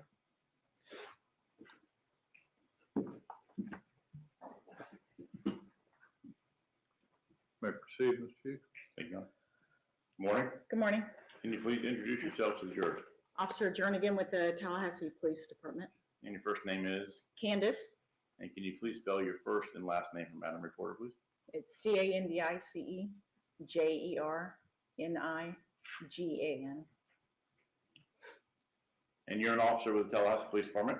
Yes, sir. How long you been an officer with them? Going on 16 years. 16 years. What are With your TPD. duties normally as a Tallahassee police officer? I'm in the field training division, so I'm a field training officer. I'm on patrol, which is on the south side of town. Back in November of 2010, what were your duties then? I was on patrol, south side of town, southeast particularly. By being on patrol, what does that entail? Calls for service, proactive work. Generally, dispatch will send us a call, we'll respond, or if we come across something in the field, proactively traffic stops, things like that, we'll address those. And back in 2010, would you have been in uniform, Tallahassee police officer uniform, Yes, similar sir. to what you're wearing now? Yes, sir. Okay. Were you in a marked unit? Yes, sir. I know cars have changed a lot since then. Yes, they have. Like back then, it was the white and blue with the lights and everything Yes. like that. Back in November 20th, 2010, in the morning hours, did you have an occasion to respond to Saddle Creek Run? I did. You remember what time it was that you responded? It's around 10 in the morning, a little after. And where did you respond to? 908 Saddle Creek Run. Was that here in Leon County? Yes, sir. Okay. Whenever you first responded, at that time, were you, I know you talked about field training officer. At that time, is it one officer in a car or two officers? Were you working One with them? officer. So one officer per car. Yes, sir. Mhm. When you responded to Saddle Creek Run, were you alone? I was alone. What did you do when you first got there? I went to the intersection of Jim Lee and Saddle Creek Run and made contact with the complainants or the callers that called initially. Okay. TPD. And I assume they briefed you about what was going on. Yes, sir. What did you do next? They had mentioned, they had pointed out the house 908 Saddle Creek Run, and I observed that there was blood on the exterior of the house. And so I also observed there was a car in the yard of 908 Saddle Creek Run.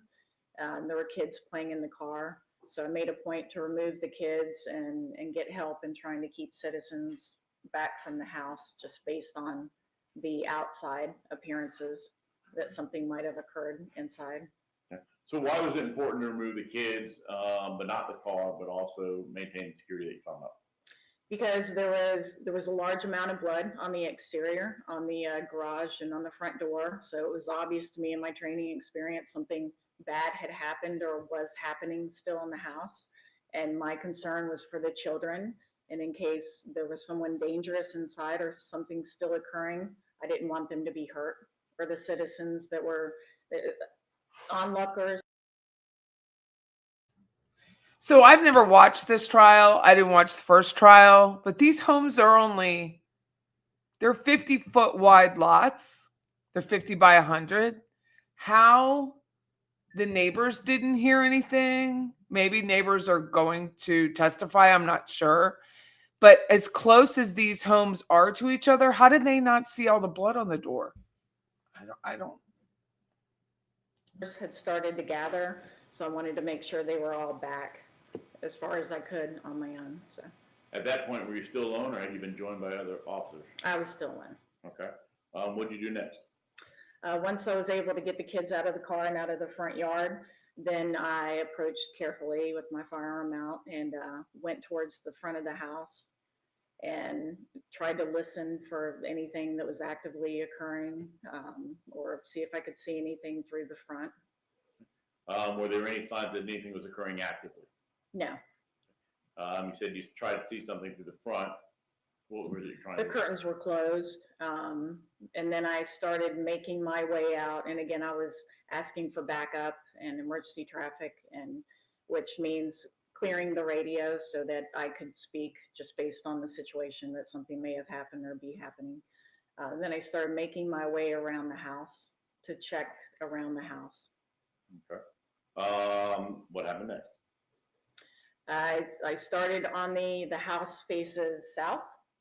So I started on the east side of the house. So if I was facing the house, the right side of the house, started going alongside and looking at the windows, trying to pay attention to noises if I heard anything going on inside the house. Made my way to the back because one of the complainants had mentioned seeing a body through the back door, through the window of the back door. Did you eventually make a circuit around the entire house? I went to the back, looked through the window, saw the body or the leg, and then Well, let me stop you right there. You say you looked through the back window? the back door, bottom of the back door, had a glass partition. Okay, so the door wasn't open, door was Door closed. was not open, it was locked. Okay, and you looked through there and you saw, what was it? A leg, a human leg, sticking out, laying on the floor, sticking out from behind a couch. Your training experience, did that stand out to you? Yes, obviously, I thought somebody was hurt or had been hurt. The leg wasn't moving, appeared still. What'd you do next? Then of course, I'm still transmitting on the radio, trying to get somebody en route to back me up. And then I looked around the west side of the house to see if there were any broken windows or anything that would indicate something, immediate, some forcible entry, and there wasn't.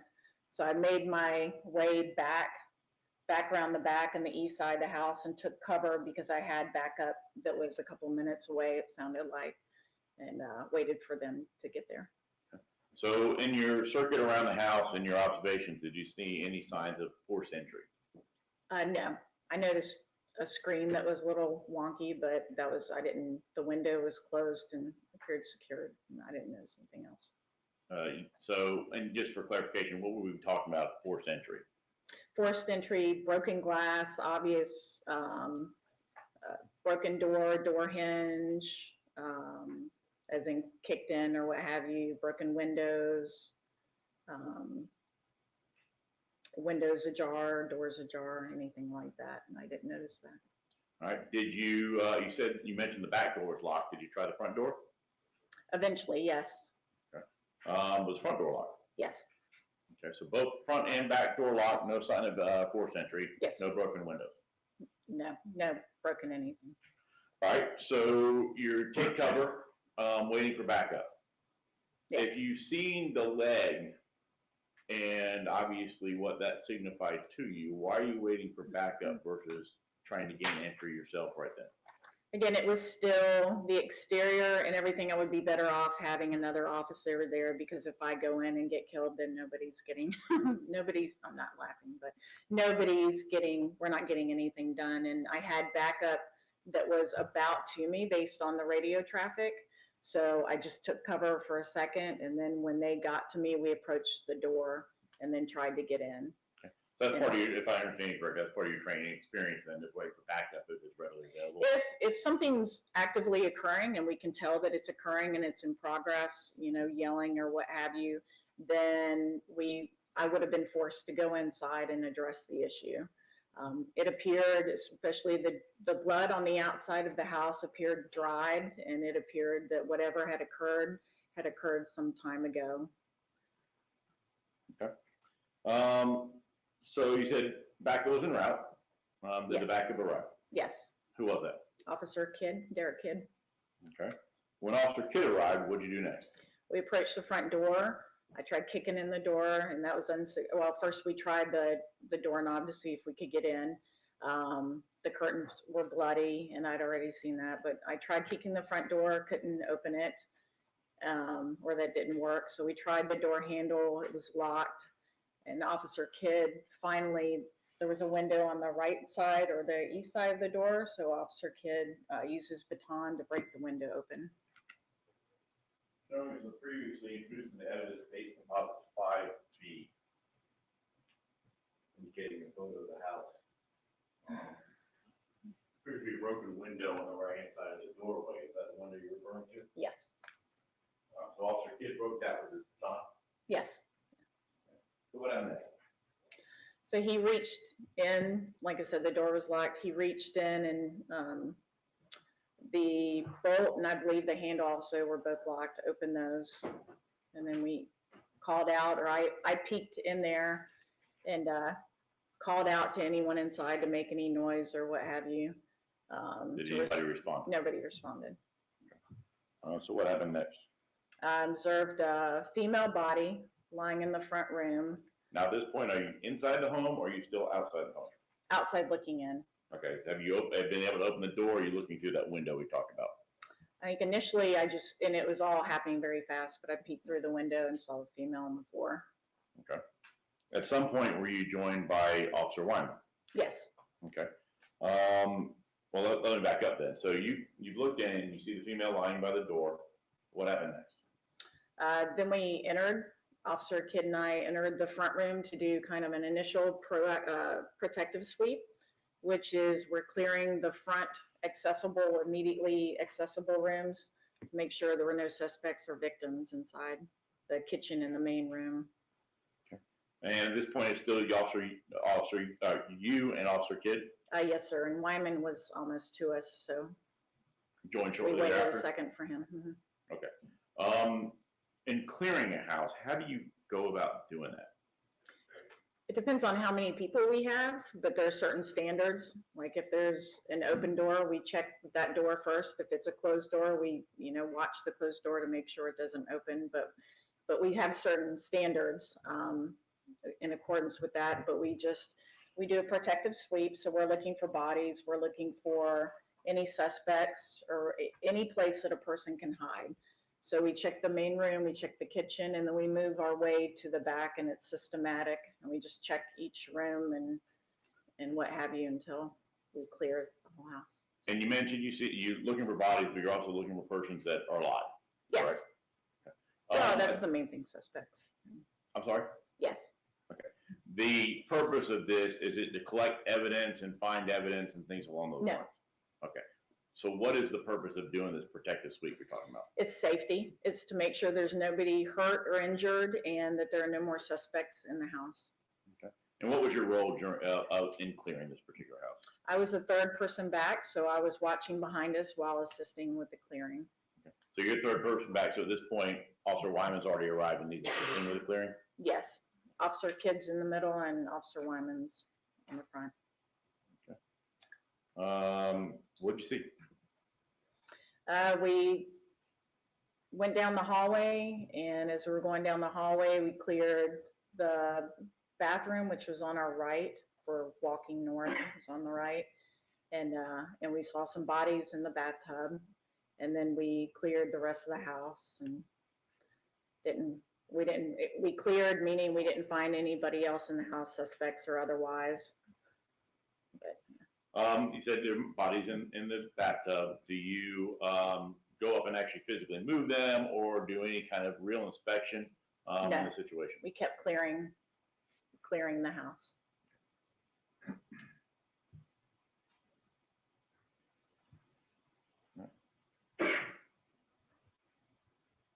After you cleared the house, what did you do next? We went outside and just made sure that the scene was secure, so that no one else could enter or what have you until we got the appropriate agency, like forensics and investigators down. Investigators, I'm out of the criminal investigation Yes, sir. division. Yeah. And crime scene, talking about forensic specialists that Yes, actually sir. do the analysis, or not the analysis necessarily, but the collection of evidence and things like that. Is that Yes, correct? sir. Okay. Yes, sir. You see a lot of the yellow tape here. Is that y'all doing that or other officers that are involved in trying to secure the scene? Is that part of that security Other team? officers that had arrived, by then. So and when you say securing the scene, you're trying to make sure those people you talked about earlier aren't there, aren't coming into the house, backing them up, and then eventually it's roped off, I guess? Yes, basically the house and everything in it was evidence. So we didn't want people walking in and out and destroying the evidence. We wanted to secure it so no one else could get in besides the people, the investigators and the forensics technicians that would need to be inside conducting the investigation. And I'm showing you things exhibit 5A. You had mentioned a car that was in the front. Is that the car we're talking about? Yes, sir. That's the one with the kids in it? Yes, sir. And is all of that as it was whenever you approached the house? Yes, sir.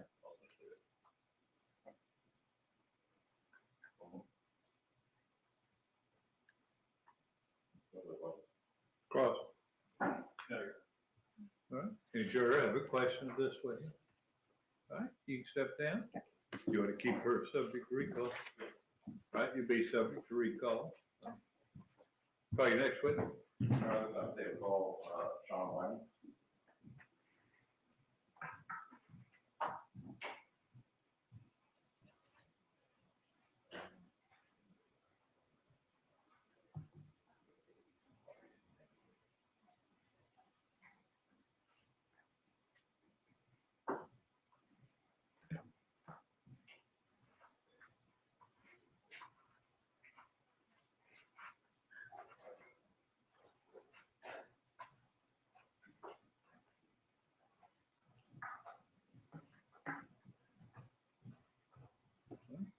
If you face the clerk and be sworn, please. Do you solemnly swear or affirm that the testimony you give in this case will be the truth, the whole truth, and nothing but the truth? Yes, ma'am, I do. Have a seat. Slide up to the rail, please.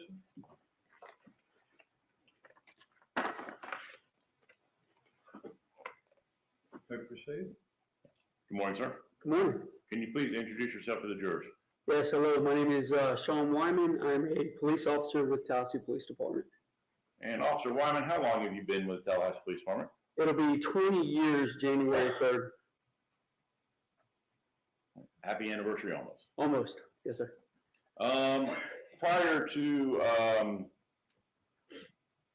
joining with Tallahassee Police Department, were you employed with any other law enforcement agency? No, sir, this is my first one. Now, were you working back on November 20th of 2010? Yes, sir, I was. On that morning, did you have an occasion to respond to 908 Saddle Creek Run? Yes, sir, I did. And we heard from Officer Jernigan. My understanding is you were there to respond for backup for an ongoing event. Yes, sir. When you arrived, what did you first see? When I first got there, the front door was open. There was a woman that was laying right there in front of the door on the inside, and there was a lot of blood along the walls. I saw a shovel, as I remember seeing like a small red shovel there, and then of course I saw Officer Jernigan and Officer Kidd, who were posted right there at the hallway. What does that mean, posted? Like they were set up there waiting for another officer to get there to clear the house. Okay. When we say clear the house, what are you talking about? I'm talking about making sure that we make sure that that there's nobody inside the residence as far as any, somebody who bad person or somebody who's hurt or injured inside the house somewhere. Okay. And did you join them in clearing the house? I did. Okay. What was your role in that clearing?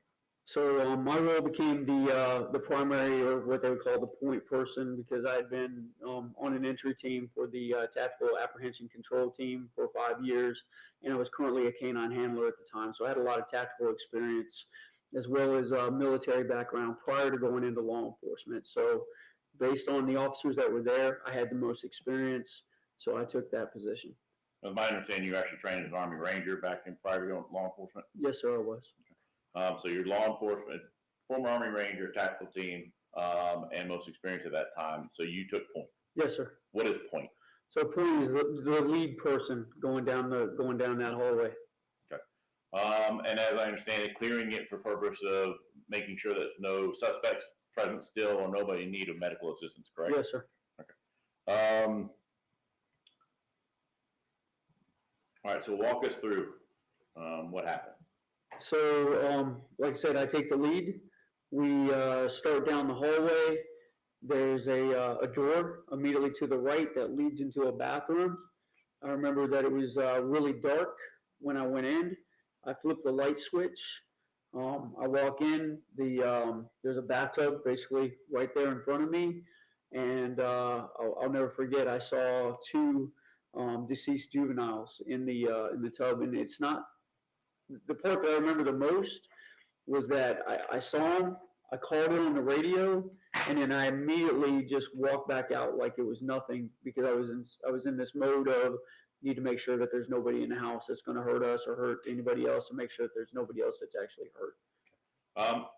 You say you didn't react. I mean, I know there's no visual reaction when you're talking about, but you're trying to perform your duties Yes, still in sir. clearing the house. Yes, sir. So you're focused on that. That's where your focus was. Is that Right. correct? Yes, sir. Okay. So you've seen two juveniles in the bath, Yes, appear to sir. be deceased, and you continue clearing. Yes, sir. All right, walk us through that. So we come out of the bathroom, and then we continue to clear the other rooms. I believe there were 3 bedrooms, if I remember right. So we clear all the rooms. We make sure that nobody else is inside the residence. And then once we get done doing that, then we start trying to figure out, okay, we know we got more resources that are going to be coming with this scene. We need to figure out what's the best way to keep from contaminating this scene. So that's what we started focusing on. Okay. And when you say keep them from contaminating the scene, what are you talking about? I'm talking about touching, tampering, or messing with any type of evidence that could be there. Just basically leaving everything as it is, not touching anything, not messing with anything. We verified that nobody was inside the house, that there was no concerns of anybody else that was injured inside the house, so it was time to back out, secure it, and wait for the proper resources to come in and do what they needed to do. While you're waiting for the other resources, we're talking about criminal investigative division, which investigators as well as crime scene, correct? Yes, sir. Okay. Supervisors probably as well, if I had to Yes, make sir. a guess. Okay. Did you become aware of a possible third child that was missing? I did. It was actually after the scene was secured, and we were now in a position where we were told to go and start talking to people in the neighborhood. And I was standing there on the street, and a woman approached me and said, "Have you, did you find my daughter? Have you seen my grandkids?" And then she, through her, she was explaining to me that there should have been 3 grandkids, and I was realizing that we had only found 2. Okay. So did you take any steps to try and locate the third? I did. I went to Sergeant Ormerod at that point. I said, "Hey, I got a witness who's saying that there should be 3 kids. I don't know. I didn't see them. Only ones I saw were the 2, but there's a possibility maybe that the third one could have been the tub, and I just didn't see it."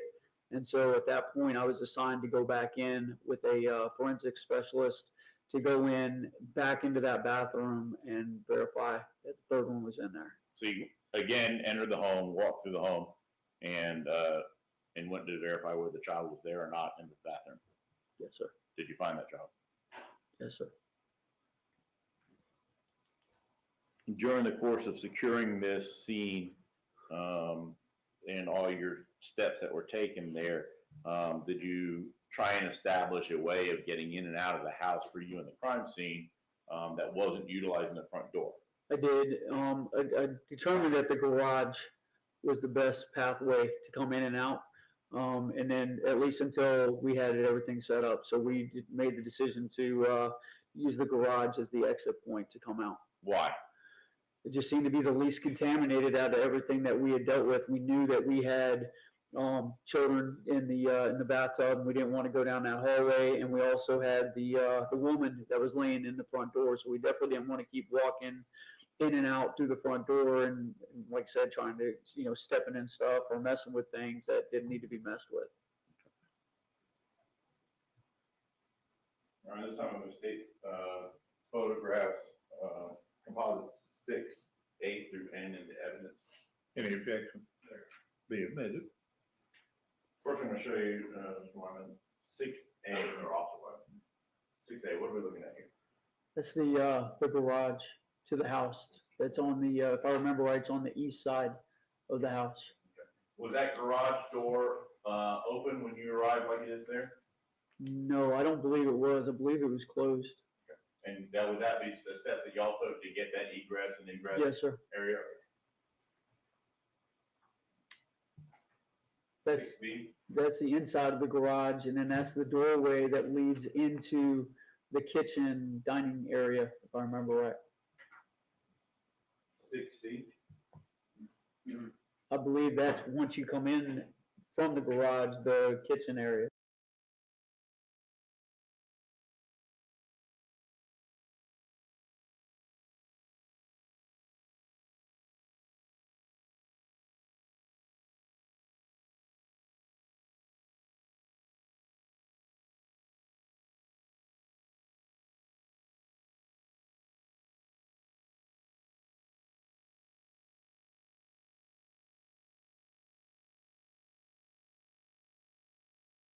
This is the house. This is another realtor I know. So she wrote this August 12th, 2024.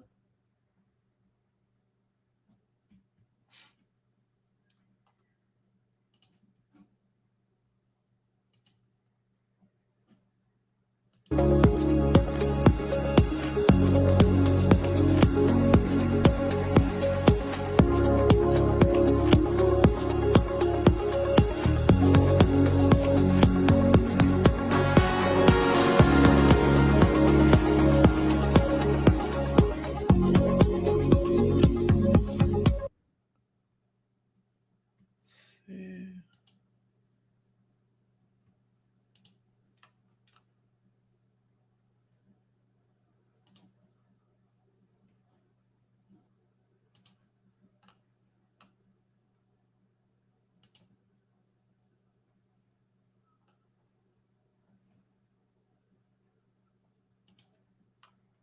Where are the other photos? Here it is.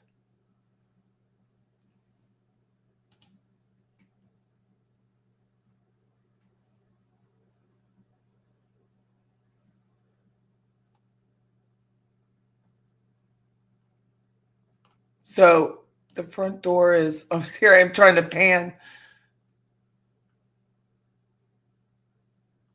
This is the bathroom.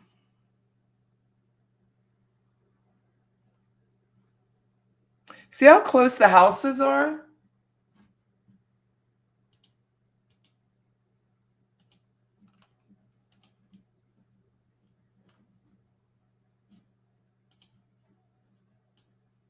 I mean, they're so close to each other. And for whatever reason, Google Street View hasn't been back on the street. But they're so close. Doesn't he look like Sean Astin? And then 6D appears to be another angle of the same. Yes, sir. 6E kind of looks to me like it's facing the opposite direction. It is. Yes, sir. That's now looking back into the living room towards the west. You're going to have the hallway that's down to the right, if you make a right, and then the front door entrance. Oh, I'm sorry. Top button. The house is only 1,216 square feet with a one-car garage. It's only 220 square feet. Oh, I apologize. So if I'm going this way, I'm going down the hallway. If I'm going this way, that's going to be the front door or the entryway. Okay. And this doorway right here is what? I believe that's the garage. That's the way that we use to get in and out. And this is where we can first see that's the female that was found, correct? Yes, sir. So this is going to be the front door area. Yes, sir.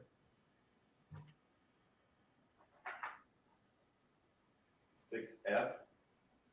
That's the living room, and of course the deceased is going to be back over on this side over here by the front door, and then this is the right here is where Officer Jernigan and Officer Kidd were posted up waiting for me when I got here, and then this is going to be the hallway that we go down. 6G. That's the main living room area, and again, if you go to the right, it's going to be where the entryway is back over on this side over here, and then the hallway is going to be back on this side over here. So this is kind of a previous table, I guess countertop that's all this be looking straight out into the living room. Yes, sir. Countertop. Yes, sir. 6H. So 6H is going to be where the entryway was. This is where we initially, all of us came in at. I had to step over the woman here, and go get this way to get to the hallway. So upon entry, you, Officer Kidd, Officer Jernigan would have had to step across here and over her essentially to gain entry. Yes, I don't know exactly how I know that they came through the front door. I don't know which way they stepped. I know for me, I tried to step around the head side and come through that way. Around Right this there. area. Yes, sir.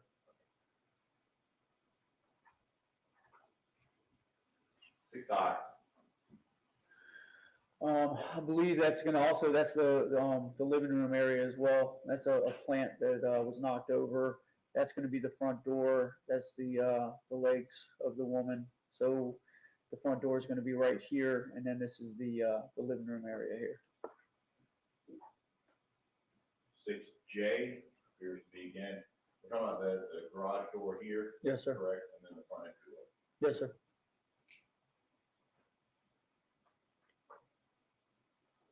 6K. Yeah, thanks for turning it. That's, that's okay. That's the hallway. And this is the very first room that we went into right here, the bathroom. You mentioned bedrooms going down. This appears to be a doorway right here. Is that one of the bedrooms? I believe so. Again, I don't remember exactly how the bedrooms were positioned, but yeah, I believe this is a bedroom. This is a bedroom. I thought there was one more deep. And if I'm not mistaken, this is the exit out the back, which would have been the north side of the residence into the backyard. And 6L. Yes, sir. That's the bathroom that we walked into and what we saw when we walked in. 6M. The children. Yes, sir. It appears to be 3 of them visible at this point. Did you have to manipulate one of them in order to? Did not.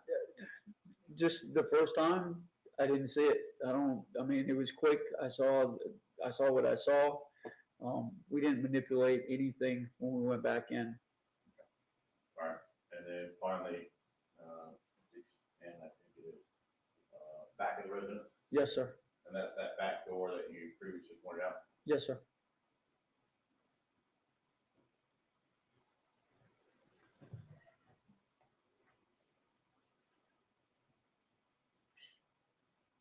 No further questions. Cross? All right, any juror have a question of this witness? All right, write your question down, we'll go sidebar.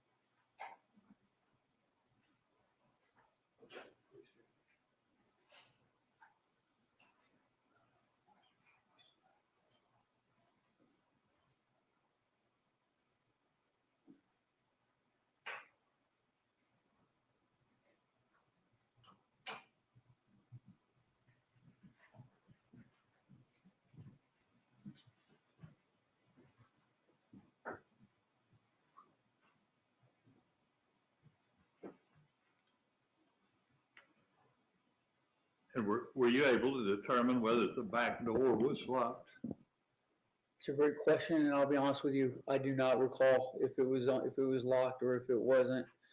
I want to say it was locked, but I can't tell you. It's a great question, but I really don't know the answer 100%.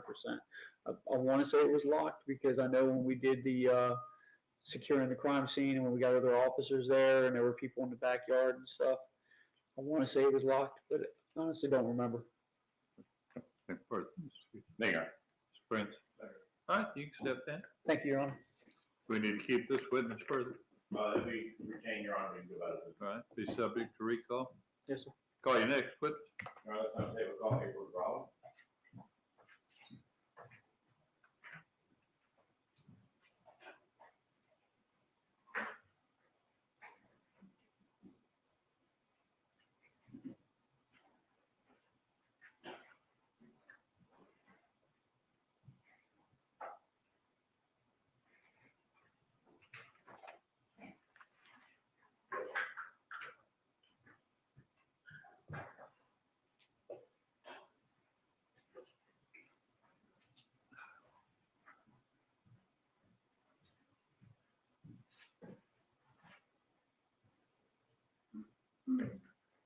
You'd face the clerk and be sworn, please, ma'am. Do you solemnly swear or affirm that the testimony you give in this case will be the truth, the whole truth, and nothing but the truth? I do. Have a seat. Slide up the rail, please, ma'am.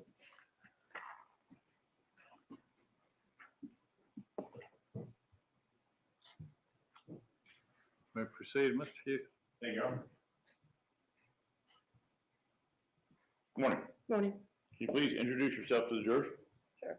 My name is Lieutenant April DeBrava Wilder. Okay, and can you please spell your first and last name for Madam Reporter? My first name is April, April. Last name is DeBrava, DOUBRAVA-Wilder, WILDER. And you work for Tallahassee Police Department. I do. How long have you worked there?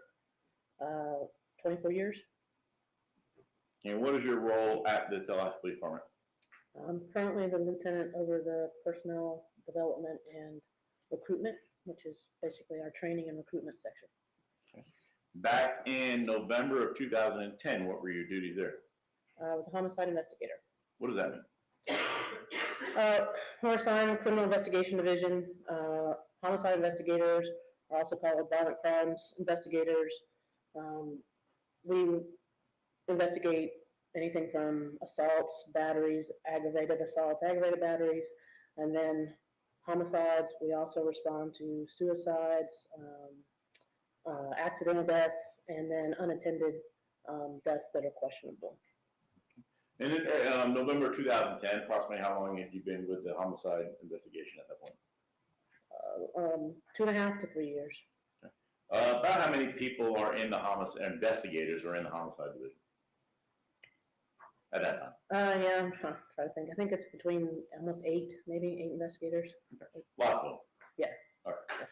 During your role there, now as a homicide investigator, you have certain kind of training experience, I assume, to do that. Yes, we do. Okay, what is that, if you can? We go to specialized schools, so like, homicide investigation school, we go to victimology, or can go to victimology school.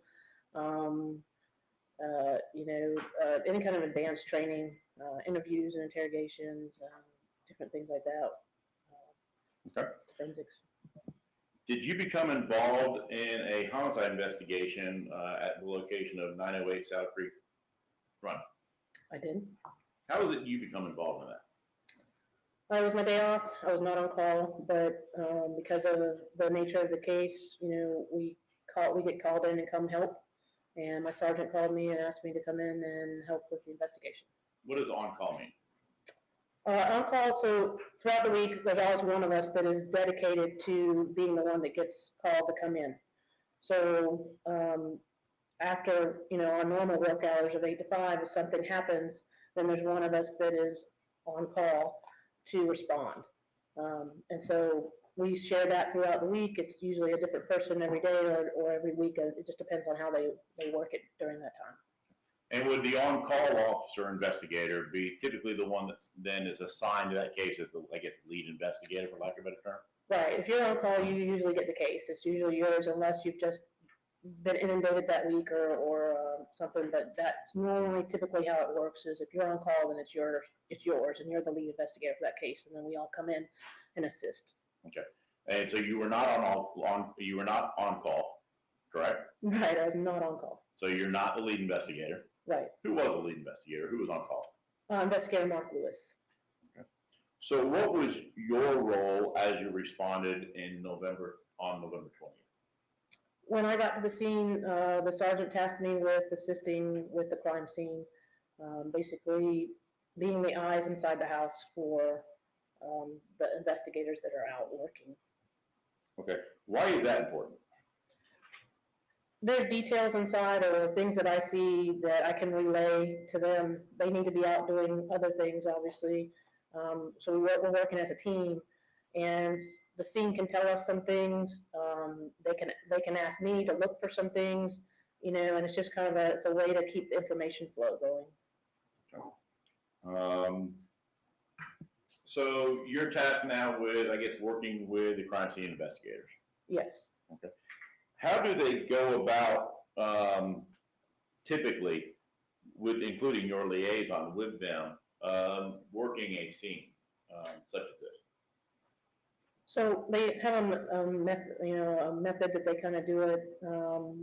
First, we can kind of talk to the officers that first respond and get an idea of what's inside the house. Then a forensic specialist will go in and they'll actually video the entire scene as it is. And then they'll back out and we'll kind of work out where we think the best way to approach the scene is from. We usually will try to pick an area that is what we consider the least disturbed. You wouldn't want to work right in where everything is and disturb it. First, you want to kind of come from the side that has the least amount of evidence and work your way in through that. So we determined that the back door was probably the best way to come in, and they will then, the specialists will go, after they do the video, they go in, they photograph the pieces of evidence, they then put a marker by the evidence, and then they photograph it again. And then after they've done that, they mark where it is, they'll collect it or swab it, depending on what kind of evidence it is, what they need to do. Do you recall whether the back door was locked at the time that officers arrived and subsequently had to unlock in order to gain access? The forensic specialist advised that it was locked, about the bottom handle lock only, not the deadbolt. The deadbolt was not locked, but the bottom twist one was. Right. Okay. All right. And you mentioned the video that is done typically as once entry is made. Correct. Okay. Have you an opportunity to view that video? I have. And it's an accurate video of the scene. It is. All right, I move basically the number 7. Any objection? Be admitted. In your honor, I ask permission to publish the jury. May.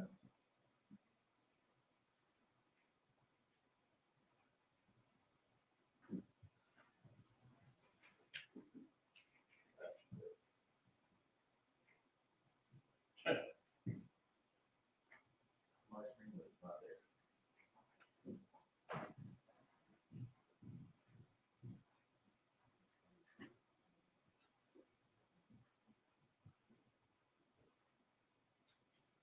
There we go. You notice it always takes the young person in the room to get the computer working. Thank you for calling me over.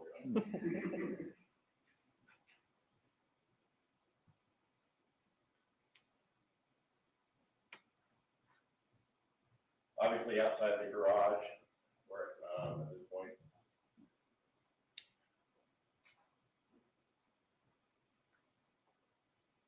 I think that was the question. Okay, I wasn't sure, sorry. Yeah, sorry. Yes, this is, so the first officers that went in actually came out the garage.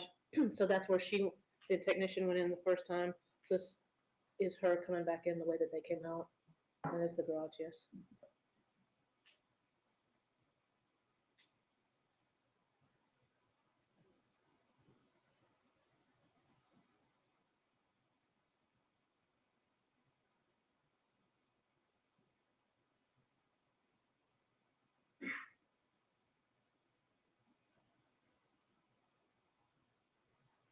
Again, this video is shot as things were found, correct? Other than the officers doing the initial clearing?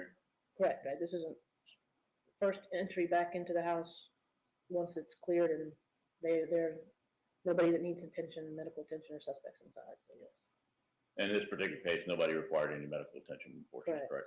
Correct.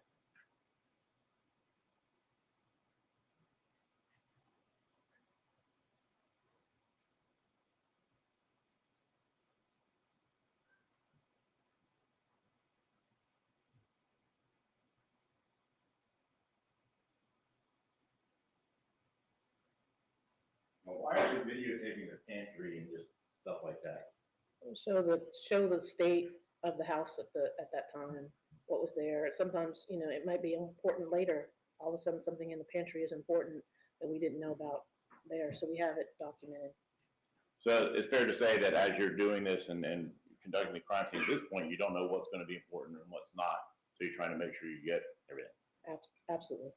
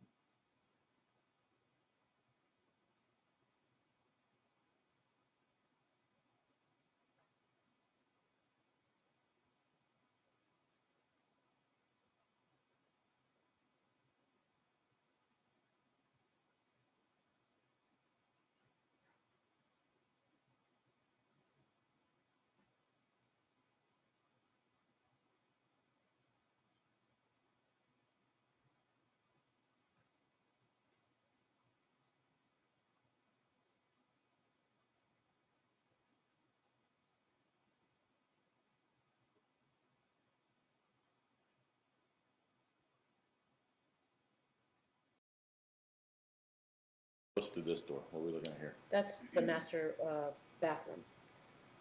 There's a shower tub and a water closet in there. Again, the light had to be turned on, it appears. Yes. Okay.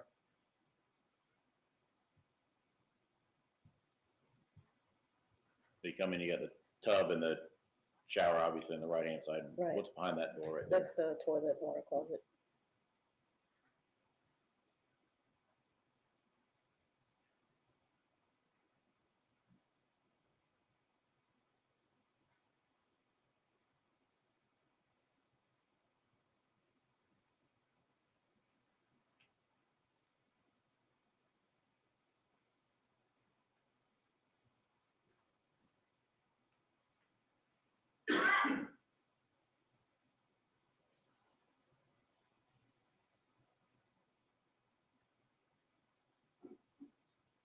TV, was it on whenever officers got it, turned that on, did you? No, we didn't turn that on. That was on.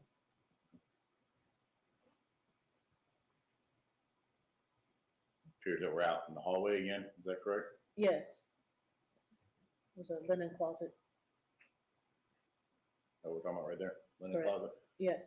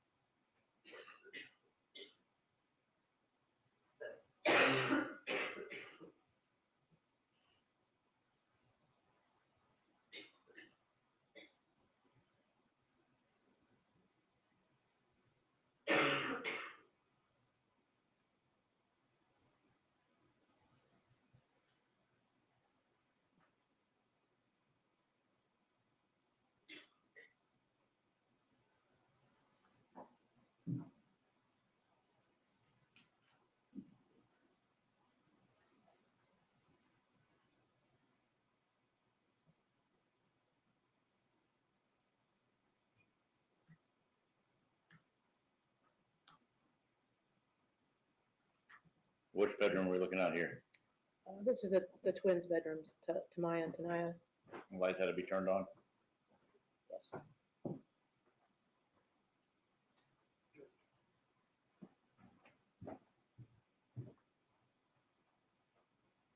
TV again, it was on when you got there? Right. TV was on.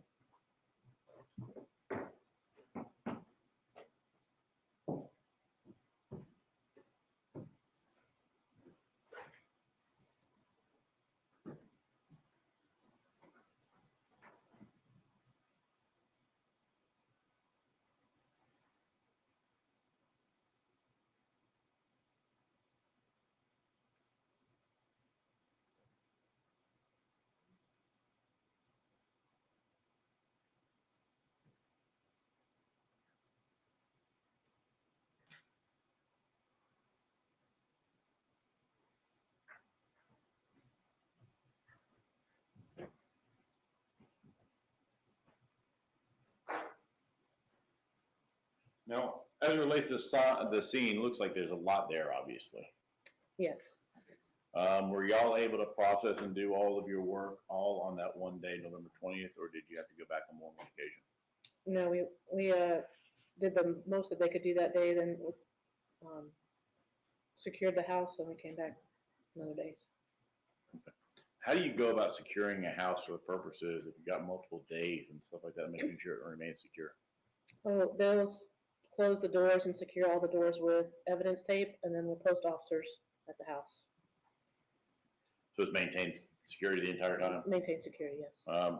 When you talk about securing it with evidence tape, how do you go about doing that? I'm sure. So it's tape that once you put on, it's very easily, it tears very easily. So if someone would try to manipulate the tape or open the door, it would tear. You would notice the obvious, disturbance. So y'all like put them over the door where if it opened up, you'd have to tear it or cut it or something? You'd have to know that the door had been manipulated. Okay. Did you go back for other reasons not just secure this crime, not just for crime scene processing, were there other reasons that you went back? Yeah, yes, absolutely. Went back to the scene multiple times. What are the purposes, at some point, Mark Lewis, lead investigator, your purpose is to report back, and you're obviously the liaison with crime scene. Did you ever participate in asking questions of people and things along those lines? Yes, I did. At any point, did you go back to the area when there were, I know it's right next to Capitol Stadium and the fairgrounds. At any point, did you go back into the area when there's a game going on or something loud? Yes, so based on the timing and time of night and things like that, we went back out at the same exact kind of time of night. And there was a football game going on at the Capitol Stadium. Why would you go back around the same time of night and stuff like that? What's the purpose of doing that? People are a habit, and so the people that were home at that time, at the time that we feel like the murder occurred, then that's when we're going to try to see who's home, who might not be home during the day. They're just obviously coming and going, so we're trying to capture most people that might be there at night. Okay. Did anything, you mentioned that at one point there was a game going on. Did anything stand out to you about how loud it was? Yeah, it was very loud. I've worked nights for many years, so I'm aware that sound travels a lot more at night. Things that occur during the day, I guess there's just filters, there are things that cause it not to travel as much. At night, you can kind of hear things, and that game was loud. Did you ever go into one of the homes while that game or anything was going on? I did. Anything stand out to you about that? Didn't hear the game when we were inside the house, so I was kind of surprised as loud as it was out there going in the houses, and we didn't hear that same noise. So kind of, well, probably not soundproof, but definitely sound didn't travel very well into the homes from one home to another? I guess not. Didn't hear it. Okay. You would agree that gunshots are pretty loud. You've got experience with firearms, correct? I agree, yes. You feel that maybe that because that sound differential you had could mask a gunshot while sitting in another person's house? It's possible.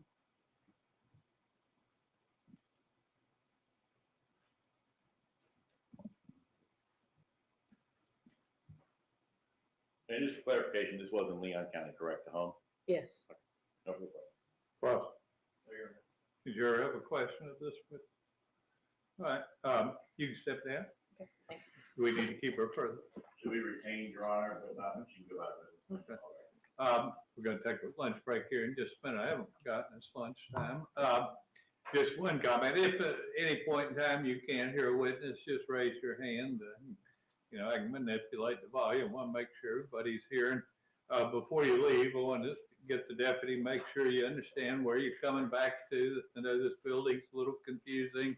On the third floor, once you coming to the back area, don't go to the front area. We've got witnesses hanging out there, and there's also dependency court going on across the hall, so it gets very confusing out there. So make sure that you understand where you're coming to the back area, and we're on the third floor. Don't let anyone talk to you. Don't talk to anybody about the case. You're going to make sure they're acclimated to where they are, Deputy Granger. Yes. I just like listening to Hankinson's voice. I can't believe he's been.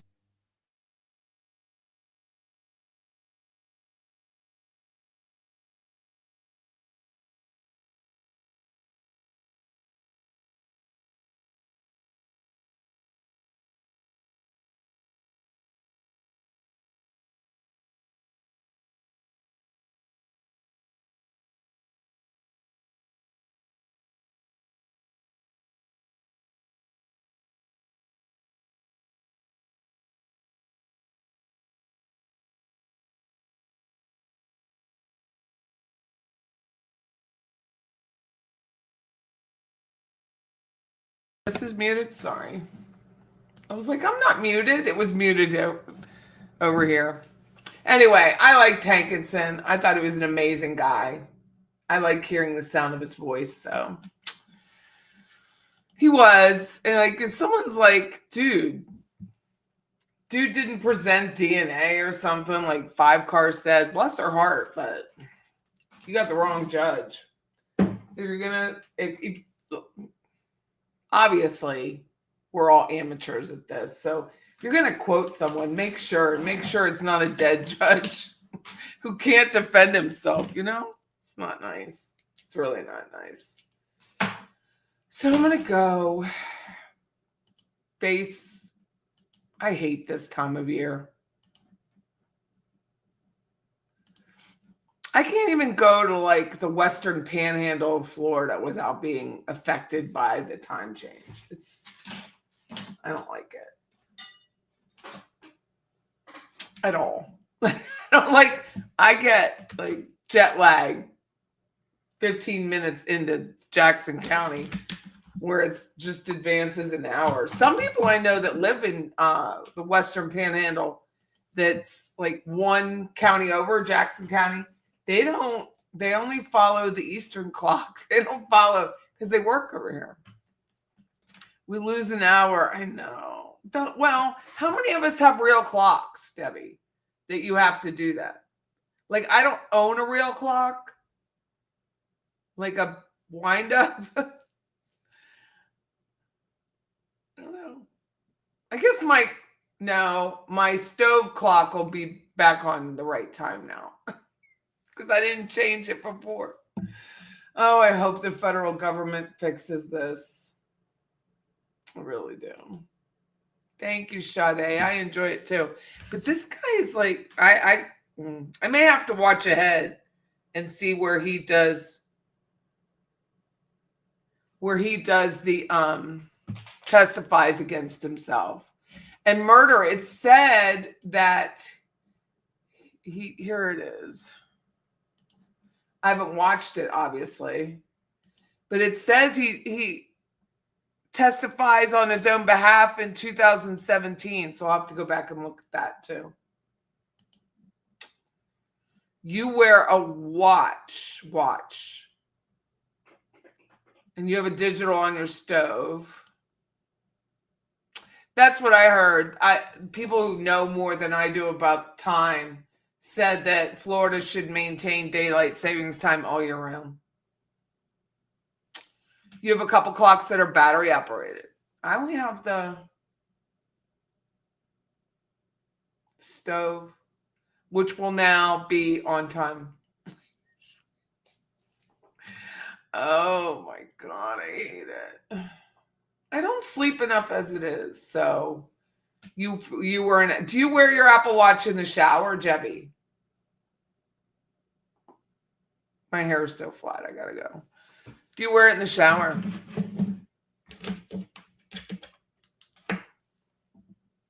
Some people do. You don't.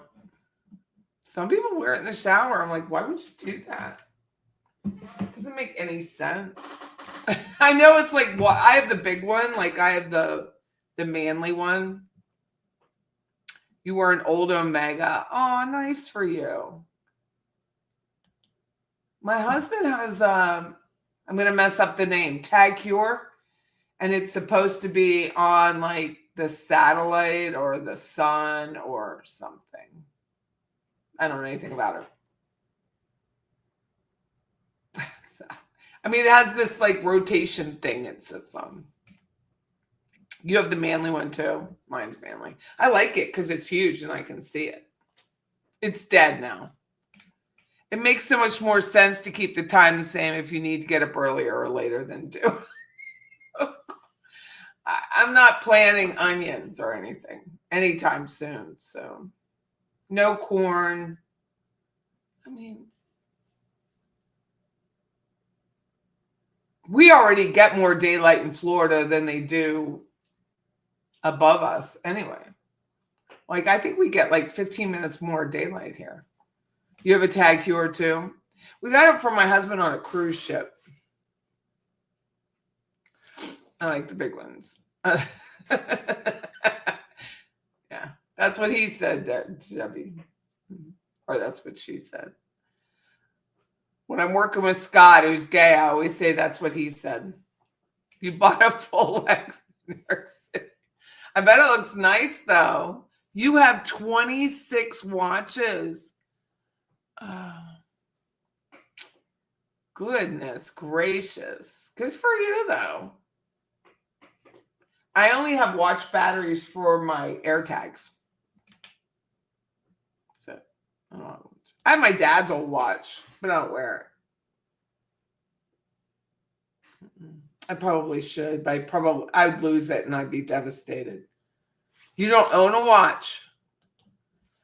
It took me probably about a year to get used to wearing this one because it's so heavy.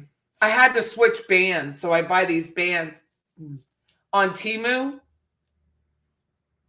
So I have them. They're like all color coded for my my outfits.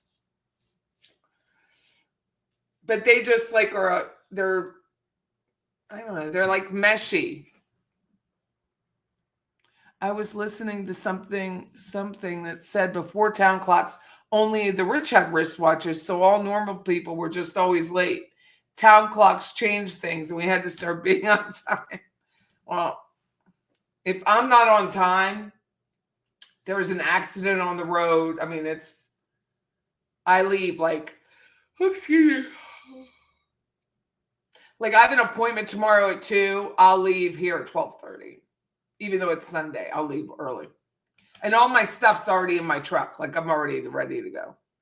You've had the same magnetic band for 5 years. Now it will fall apart. Yeah, the other bands, I've tried so many, but I could not stand the feel. So I order these on Temu. They're like $2 a piece. And they look nice. They're fine. They don't bother me. They don't sweat. I hate a watch band that sweats. I hate a watch band that pulls my hair, even though I shave my arms. TMI, but I do. Like, I hate that. But now, get this. This is good news. So, Debbie Martin sent this to me around November, right? With the owl thing. I couldn't get it over my wrist. So, I had to I think it was a necklace, but it was too much for me. So, I looped it around and I used the clasp for the necklace as a bracelet. And I don't have to undo it. It just goes over my wrist.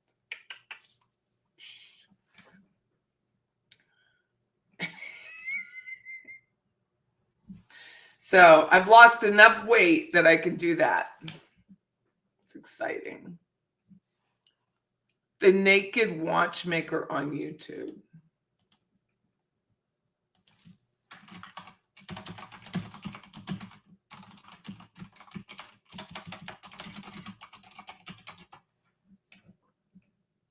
Ooh, nice.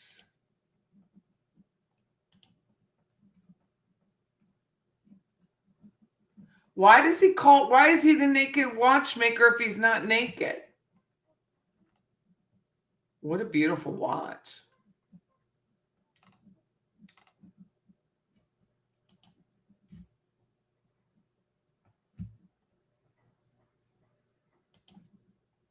I want to see Murder by Maestro's video of Wendi as a pilot.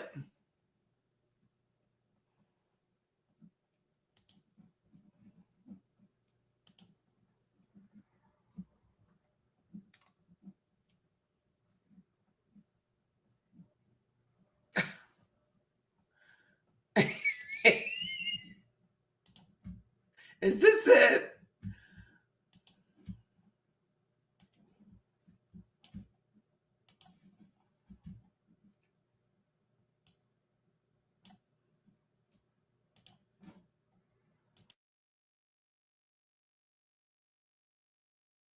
Pardon? I thought it was like a tree that fell down or something.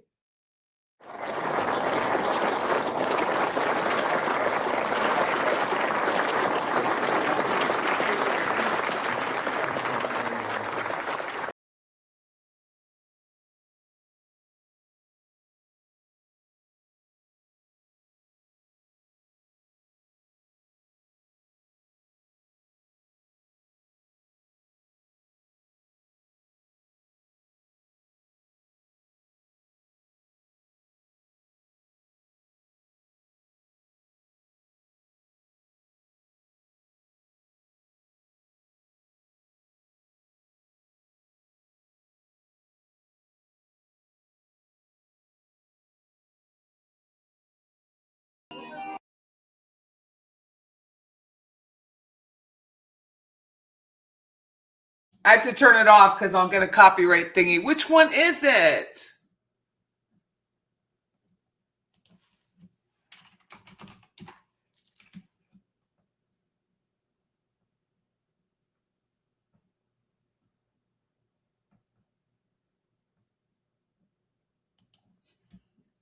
Three, two, one, go.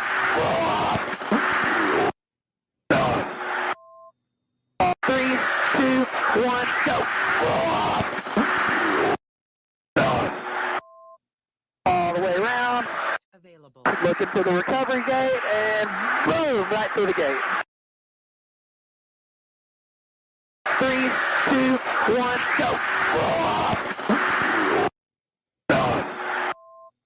All the way around. Available. Looking for the recovery gate and boom, right through the gate. Three, two, one, go. All the way around. Available. Looking for the recovery gate and boom, right through the gate.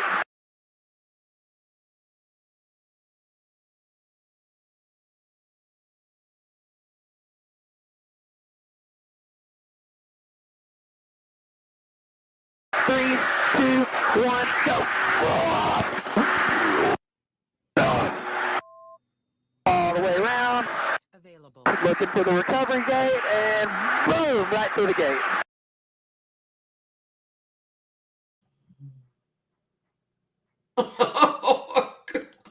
That is awesome. What else do you have? Three, two, one, go. All the way around. Available. Looking for the recovery gate and boom, right through the gate. Oh my God.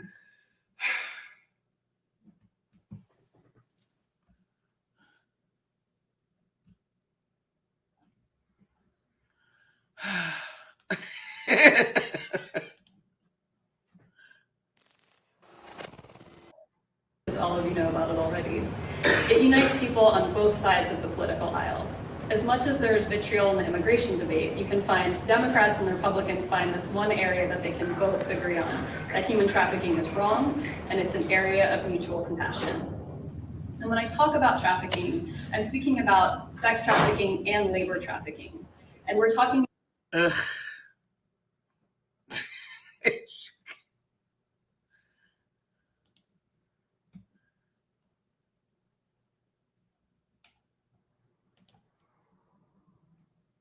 But a friend of mine, she told me about this trip to the United States. She told me, don't worry, everything is going to be paid for. And I know that I am going to have a better life for myself and for my children. They were smuggled through Mexico. Terrible, terrible smuggling experience. Put in the back of a truck with a group of male migrants locked into this truck where there was barely air, barely ventilation. They picked us up in Tallahassee and took us to the house. After we got into the car, he told us his name was Jonathan. We asked him how much the trip would cost us, and he said $16,000. They were very, very abruptly told that they were going to be working in prostitution to pay off that debt. One of the first things he did was take them shopping for the apparel of prostitution, took them at a local store. What was particular about this and unique at the time about this scheme was that it was the young women who were delivered to the clients, delivered to the John. So it was literally a delivery service. There were like 6 or 7 more trailers where we were taken. In every trailer, if it was not 1, then 2 or 4 or 5.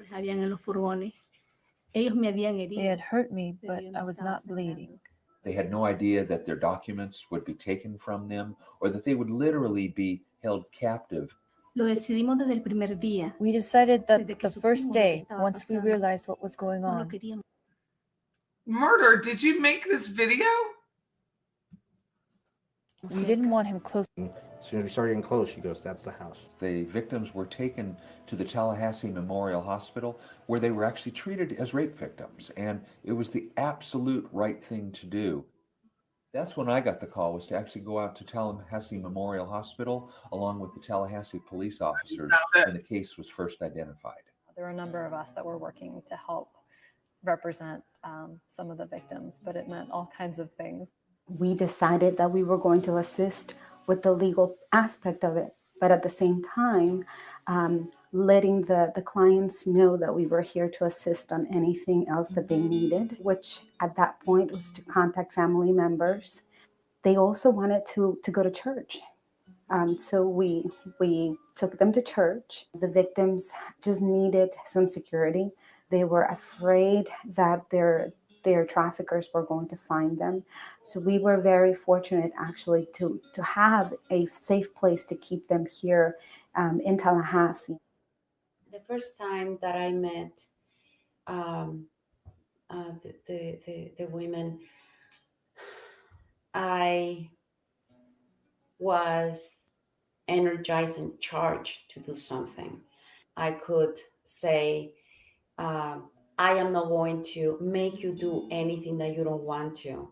Through the shelter, I could offer them a bed. A lot of the work that we did was really hearing their stories and figuring out how to apply for T visas. A trafficking visa. Congress created that specifically to take care of these young trafficking victims. Working with prosecutors and helping them understand what trafficking is and what it meant. We met with them on several occasions and went over their testimony, attempted to keep them at ease and to prepare them for what is going to be a very trying experience.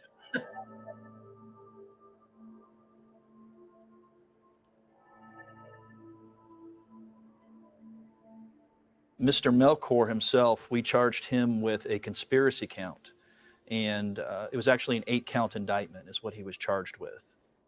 He had a defense that yes, he was involved in prostitution, but had no knowledge about where the victims, the women, were coming from, why they were being held, or that they were being held, that they were having to pay back monies and for the transportation and things of that nature. The defendant would never take the stand, and the defense attorney would never allow the client to take the stand, so that the prosecutor was going to have to build the case entirely without any kind of testimony from the accused perpetrator. I began with putting on the several witnesses that we had in the case. The very, very first day of the trial, the Johns were brought in, that our law enforcement and prosecutors had identified a number of the young men who were the clients in this case. I was living with a group of friends. There was this card of this size, and he had a sign saying taxi and a picture of a girl. That's what I remember. He would bring us a woman with which we would be able to have sex. Sometimes it was one time a week. Other times, 2 or 3 times a week. You have 15 minutes for $30. And if you're not done in 15 minutes, it will be another $30. The young women came in on day 2 of the trial. In a criminal case, you have to have live testimony from the witnesses. And they had to do it in the courtroom with Melchor, Mr. Melchor, sitting there watching. And again, that was just a lot of bravery shown on their part. And I think that more than anything else was the strength of this case. El primer hombre con el que me acosté estaba completamente borracho. The first guy I had to please was intoxicated. Luché por contener mis lágrimas. He asked me if I was going to put a rubber on. I fought back tears as I began ripping the plastic wrapper because I didn't know what to do. I just laid back, and one after another, they came in. Me vio con lágrimas en los ojos y me The 6th preguntó, customer walked in and saw my tears. ¿No te gusta lo que haces? He asked me, Y le dije que "What's no, wrong? Don't you que like yo no what you're quería doing?" hacer eso, I que yo told no soy him, una "I don't want to do this. Y I'm él not me a dijo que prostitute." lo sentía mucho, He said he pero was tenía que sorry, but hacerlo he had to do porque this él ya because había he pagado already por el paid his servicio money and y couldn't no le get a iban a refund. reembolsar el dinero.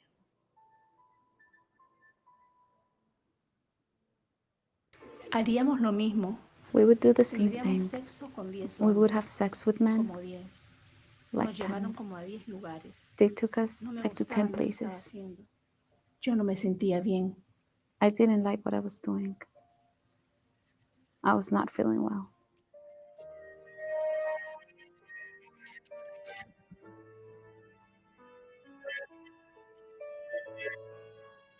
What we learned after going after Mr. Melchor is that was just sort of the popping open the lid. There was a much larger organization that Melchor was just a piece of or a lower member of. This was operating in half a dozen different cities, that stretched up into Atlanta, that of course there were Texas and we think California connections. It was organized crime at its best. Eventually, Mr. Melchor decided to cooperate with the government, and he did before his sentencing, and provided information about Mr. Monsalve and the organization. The Monsalve organization, including Mr. Monsalve himself, pled guilty.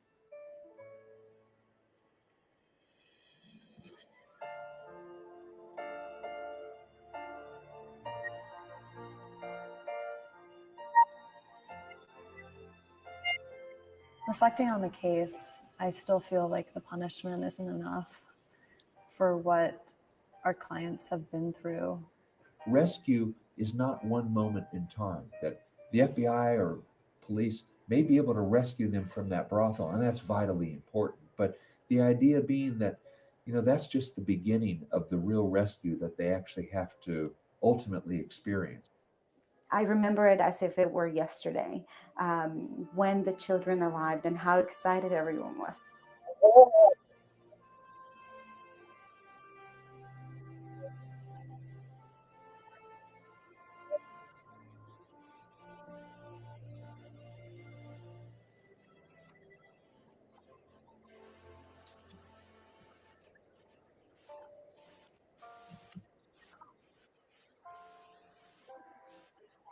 As a welcome, actually, to Tallahassee and an introduction, I guess, to American culture.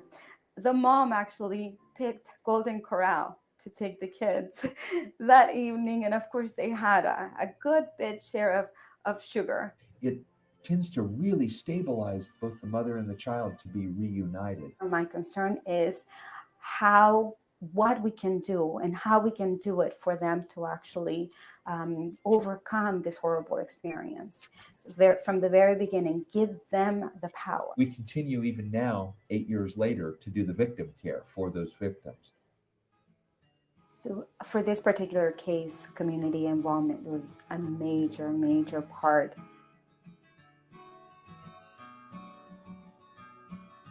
From the federal side, U.S. attorneys have been congressionally mandated to address human trafficking and to build human trafficking task forces. To focus on intervening on the buying aspect of the buying and selling of sex and prostitution and trafficking. It seems small to maybe write a letter to your congressman, but if everyone, all their constituents are writing letters, then this is letting Washington know that this is something important. They'll have mouths to talk with, and even hands to write with, and computers to type with. I mean, we all have ways that we can build relationships with people and tell them about this. You never know who you'll tell that'll spark enough of an interest to brew up a whole new passion for it. Focusing on awareness and education, I think that that is the only way that we can actually combat this kind of crime. Keep your eyes open to know what you're seeing, know who to talk to about it, not to new passion for it. Focusing on awareness and education, I think that that is the only way that we can actually combat this kind of crime. Keep your eyes open to know what you're seeing, know who to talk to about it, not to agree to live in a world where some people are just thought of as less than human, to never treat someone that way and never allow other people to treat someone that way.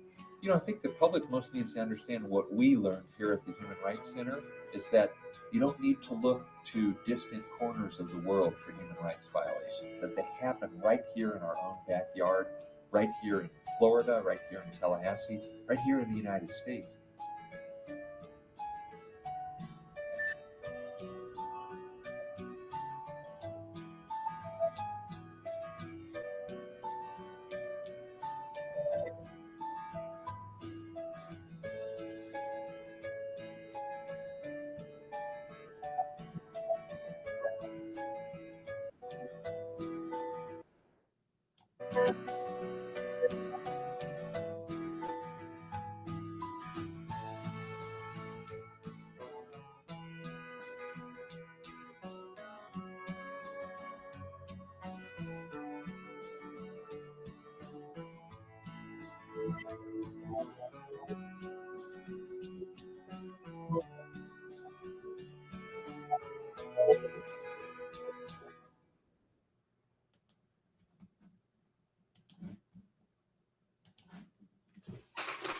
Yeah, it just says IMDb only says 2014.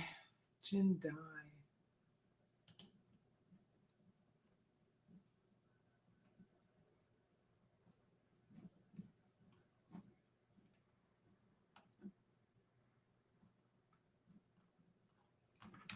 Apparently, the director was the writer and the camera operator. Earliest is May 23. Interesting. Just to see what her face looked like 6 weeks before he was killed.